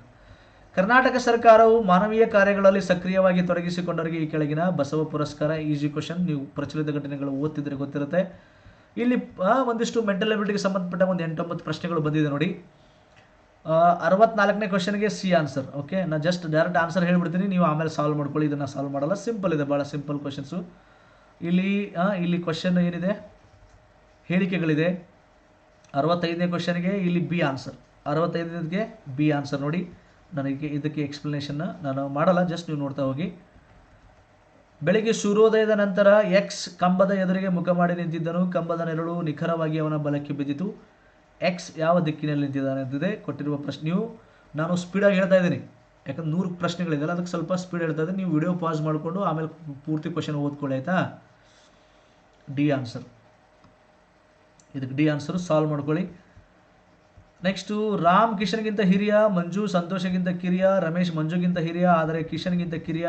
ಈ ಕೆಳಗಿನಗಳಲ್ಲಿ ಯಾರು ಕಿರಿಯರು ಅಂತಿದೆ? 67ನೇ ಕ್ವಶನ್ಗೆ ಸಿ ಆನ್ಸರ್, ಮಂಜು ನೋಡಿ, ಮಂಜು. ಆಮೇಲೆ ಇದನ್ನು ಸಾಲ್ವ್ ಮಾಡ್ಕೊಳ್ಳಿ. ನೆಕ್ಸ್ಟು, ಇದರಲ್ಲಿ ಸರಾಸರಿ ಎಷ್ಟು ಅಂತಿದೆ? 68ಕ್ಕೂ ಕೂಡ ಸಿ ಆನ್ಸರ್. 32 ಸರಾಸರಿ ಬರುತ್ತೆ. ನೆಕ್ಸ್ಟು 69ನೇದು, ಇದು ಭಾಗಿಸಿದಾಗ 32ರಿಂದ ಭಾಗಿಸಿದಾಗ 0 ಆನ್ಸರ್ ಬರುತ್ತೆ, ಎ ಆನ್ಸರ್. ನೆಕ್ಸ್ಟು, 2 ಸಂಖ್ಯೆಗಳ ಗುಣಲಬ್ಧವು 35, ಅವುಗಳ ವರ್ಗಗಳು ಮತ್ತು 74. ಹಾಗಾದರೆ ಆ 2 ಸಂಖ್ಯೆಗಳು ಯಾವುವು ಅಂತಿದೆ. ಸೊ ಕ್ವಶನ್ ನಂಬರ್ 70ಗೆ ಬಿ ಆನ್ಸರ್, 5 ಮತ್ತು 7 ಅಂತಿದೆ. 5 ಮತ್ತು 7 ಅಂತಿದೆ ನೋಡಿ. ಕ್ವಶನ್ ನಂಬರ್ 70ಗೆ ಬಿ ಆನ್ಸರು.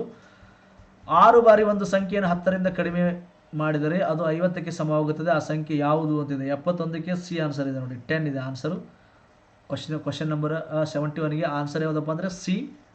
ನೆಕ್ಸ್ಟ್ 72ನೇದು, ನೀಡಿರುವ ಉತ್ತರದ ಚಿತ್ರಗಳಲ್ಲಿ ಯಾವುದು ಸರಿ ಅಂತಿದೆ. ಡಿ ಆನ್ಸರ್ ಇದೆ. ಸೊ ಆನ್ಸರ್ 72ನೇದಕ್ಕೆ ಡಿ ಬರುತ್ತೆ. 73, ಕೆಳಗಿನವುಗಳಲ್ಲಿ ಯಾವುದು ಮೂಲಭೂತ ಕರ್ತವ್ಯವಲ್ಲ ಅಂತಿದೆ. ಸೊ ಇದು ಮೂಲಭೂತ ಕರ್ತವ್ಯ, ಇದು ಮೂಲಭೂತ ಕರ್ತವ್ಯ, ಆಮೇಲೆ ಇದು ಮೂಲಭೂತ ಕರ್ತವ್ಯ. ವಲ್ಲ ಅಂತ ಕೇಳಿದ್ರೆ ಯಾವುದಲ್ಲ ಅಂದರೆ ಇದು ಆನ್ಸರ್. Okay, C answer. 74 ನೋಡಿ, ಸರಿಯಾದದನ್ನು ಆರಿಸಿ ಅಂತಿದೆ. ನಿಗದಿತ ಭಾಷೆಗಳು, ಇದು ಕರೆಕ್ಟ್. 22 ಅಧಿಕೃತ ಭಾಷೆಗಳಿದೆಯಲ್ಲ, ಅನುಸೂಚಿ ನೋಡಿ. ಶೆಡ್ಯೂಲ್ಗೆ ಅನುಸೂಚಿ ಅಂತ ಕರಿತೀವಿ ನಾವು, ಅದು ಶೆಡ್ಯೂಲೇ ಬರ್ದ ನಾವು. ಅನುಸೂಚಿ 1, ಅನುಸೂಚಿ 2 ಅಂತ ಕರಿತೀವಿ. ಇಲ್ಲಿ ಶೆಡ್ಯೂಲ್ ಇಂಗ್ಲೀಷ್ನಾಗ ಕರೀತಾರೆ, ಅದನ್ನೇ ಇಟ್ಬಿಟ್ಟಾನೆ. ಶೆಡ್ಯೂಲ್ ಅಂತ ಗೊತ್ತಿಲ್ಲ ಅಂದರೆ ಎಷ್ಟು ಕಷ್ಟ ಆಗುತ್ತಲ್ಲ. ಅನುಸೂಚಿ, ಓಕೆ, ಇರಲಿ, ಪ್ರಾಬ್ಲಮ್ ಇಲ್ಲ. ಇದೇನು ಅರ್ಥ ಆಗುತ್ತೆ, ಇದೇನಷ್ಟು ಟ್ರಾನ್ಸ್ಲೇಷನ್ ಅಷ್ಟೊಂದು ದೊಡ್ಡ ಸಮಸ್ಯೆ ಏನಲ್ಲ. ಕೆಳಗಿನವುಗಳಲ್ಲಿ ಯಾವುದು ಸಂವಿಧಾನಿಕ ಸಂಸ್ಥೆಯಾಗಿದೆ ಅಂತಿದೆ. ಸಂವಿಧಾನಿಕ ಸಂಸ್ಥೆ ಅಂದರೆ ಅದಕ್ಕೆ ವಿಧಿ ಇರ್ತೈತಿ, ರೈಟ್. ಇದು ಪರಿಶಿಷ್ಟ ಜಾತಿ ನೋಡಿ, ಎಸ್ಸಿಗಿದೆ, ಎಸ್ಟಿಗಿದೆ, OBCಗಿದೆ.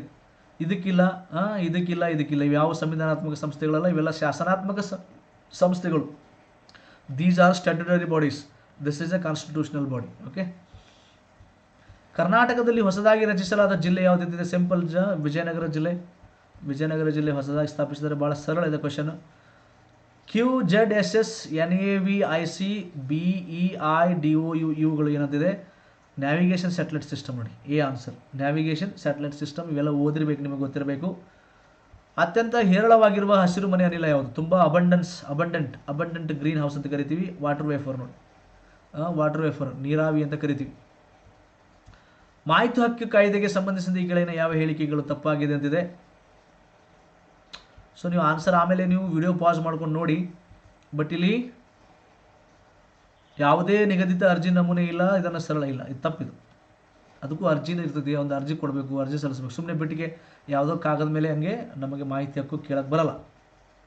C answer. ನೆಕ್ಸ್ಟು, ಯಾವ ವರ್ಷದಲ್ಲಿ ಭಾರತದಲ್ಲಿ ಮೊದಲ ಸಾರ್ವತ್ರಿಕ ಚುನಾವಣೆ? 51-52 ನೋಡಿ. ಯಾಕಂದರೆ 1951 ಕೊನೆಯ ಭಾಗ, ನವಂಬರ್ ಡಿಸೆಂಬರಲ್ಲಿ ಎಲೆಕ್ಷನ್ ನಡೀತದೆ. ಮತ್ತು 52ರಲ್ಲಿ ಮೊದಲ ಭಾಗ, ಜನವರಿ ಫೆಬ್ರವರಿ. ಯಾಕಂದರೆ 7 ಫೇಸ್ಗಳಲ್ಲಿ ಮಾಡಿದ್ದಾರೆ, 7 ಹಂತಗಳಲ್ಲಿ ಮಾಡಿದ್ದಾರೆ ಅನ್ಕೋತೀನಿ. ಹೀಗಾಗಿ 3-4 ತಿಂಗಳು ಎಲೆಕ್ಷನ್ ನಡೆದ, 2-3 ತಿಂಗಳ ನಂತರ ನಡೆದ ಎಲೆಕ್ಷನ್, ನವಂಬರ್ ಡಿಸೆಂಬರ್ ಮತ್ತು ಜನವರಿ ಫೆಬ್ರವರಿ. ಆಮೇಲೆ ಫಸ್ಟ್ ಅಧಿವೇಶನ ಸೇರಿದ್ದು ಏಪ್ರಿಲ್ 1952, ಏಪ್ರಿಲ್ ತಿಂಗಳಲ್ಲಿ ಮೊದಲ ಅಧಿವೇಶನ ನಡೆಯುತ್ತೆ. ಮೈಟೋಸಿಸ್ ಮತ್ತು ಮಿಯೋಸಿಸ್ಗೆ ಸಂಬಂಧಿಸಿದ ಕೆಳಗಿನಗಳಲ್ಲಿ ಯಾವುದು ತಪ್ಪಾಗಿದೆ ಅಂತಿದೆ? ಯಾವುದು ತಪ್ಪಾಗಿದೆ ಅಂತಿದೆ?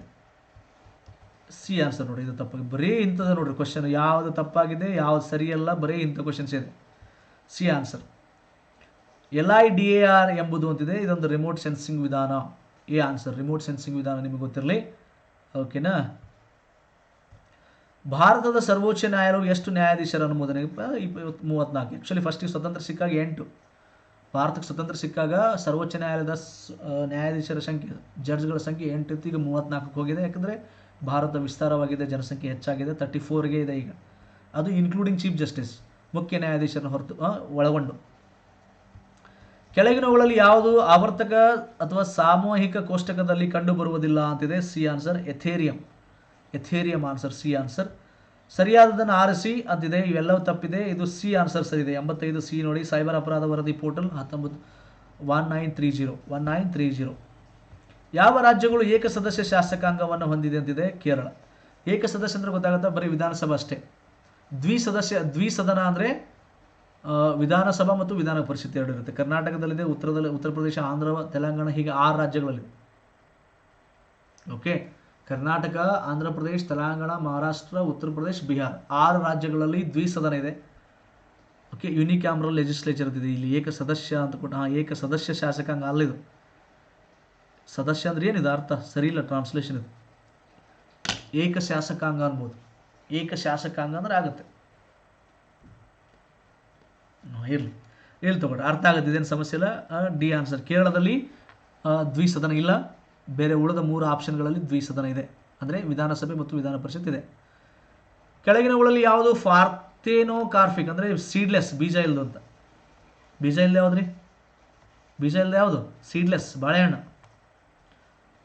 ಅದಕ್ಕೂ ಇರ್ತಾವೆ, ಸಣ್ಣಗಿರ್ತಾವೆ, ಒಳಗೆ ಕರು ನೋಡಿರಿ, ಆದ್ರೆ ಅದು ಬೀಜ ಅಂತ ಕನ್ಸಿಡರ್ ಮಾಡಲ್ಲ ಬಿಡ್ರಿ. ಸಣ್ಣ ಒಳಗೆ ಇರ್ತಾವೆ ಬೀಜ. ಈ ಜವಾರಿ ಬೆಳಗ್ಗೆ ತಿನ್ನಿರಿ ನೀವು, ಅಥವಾ ಏಲಕ್ಕಿ ಬೆಳೆ ತಿಂದ್ರೆ ಒಳಗೆ ಸಣ್ಣ ಕಾಣ್ತವೆ. ಬಟ್ ಇಲ್ಲಿ ಅದು ನೆಗ್ಲಿಜಿಬಲ್, ಅದು ಕೌಂಟ್ ಮಾಡಲ್ಲ.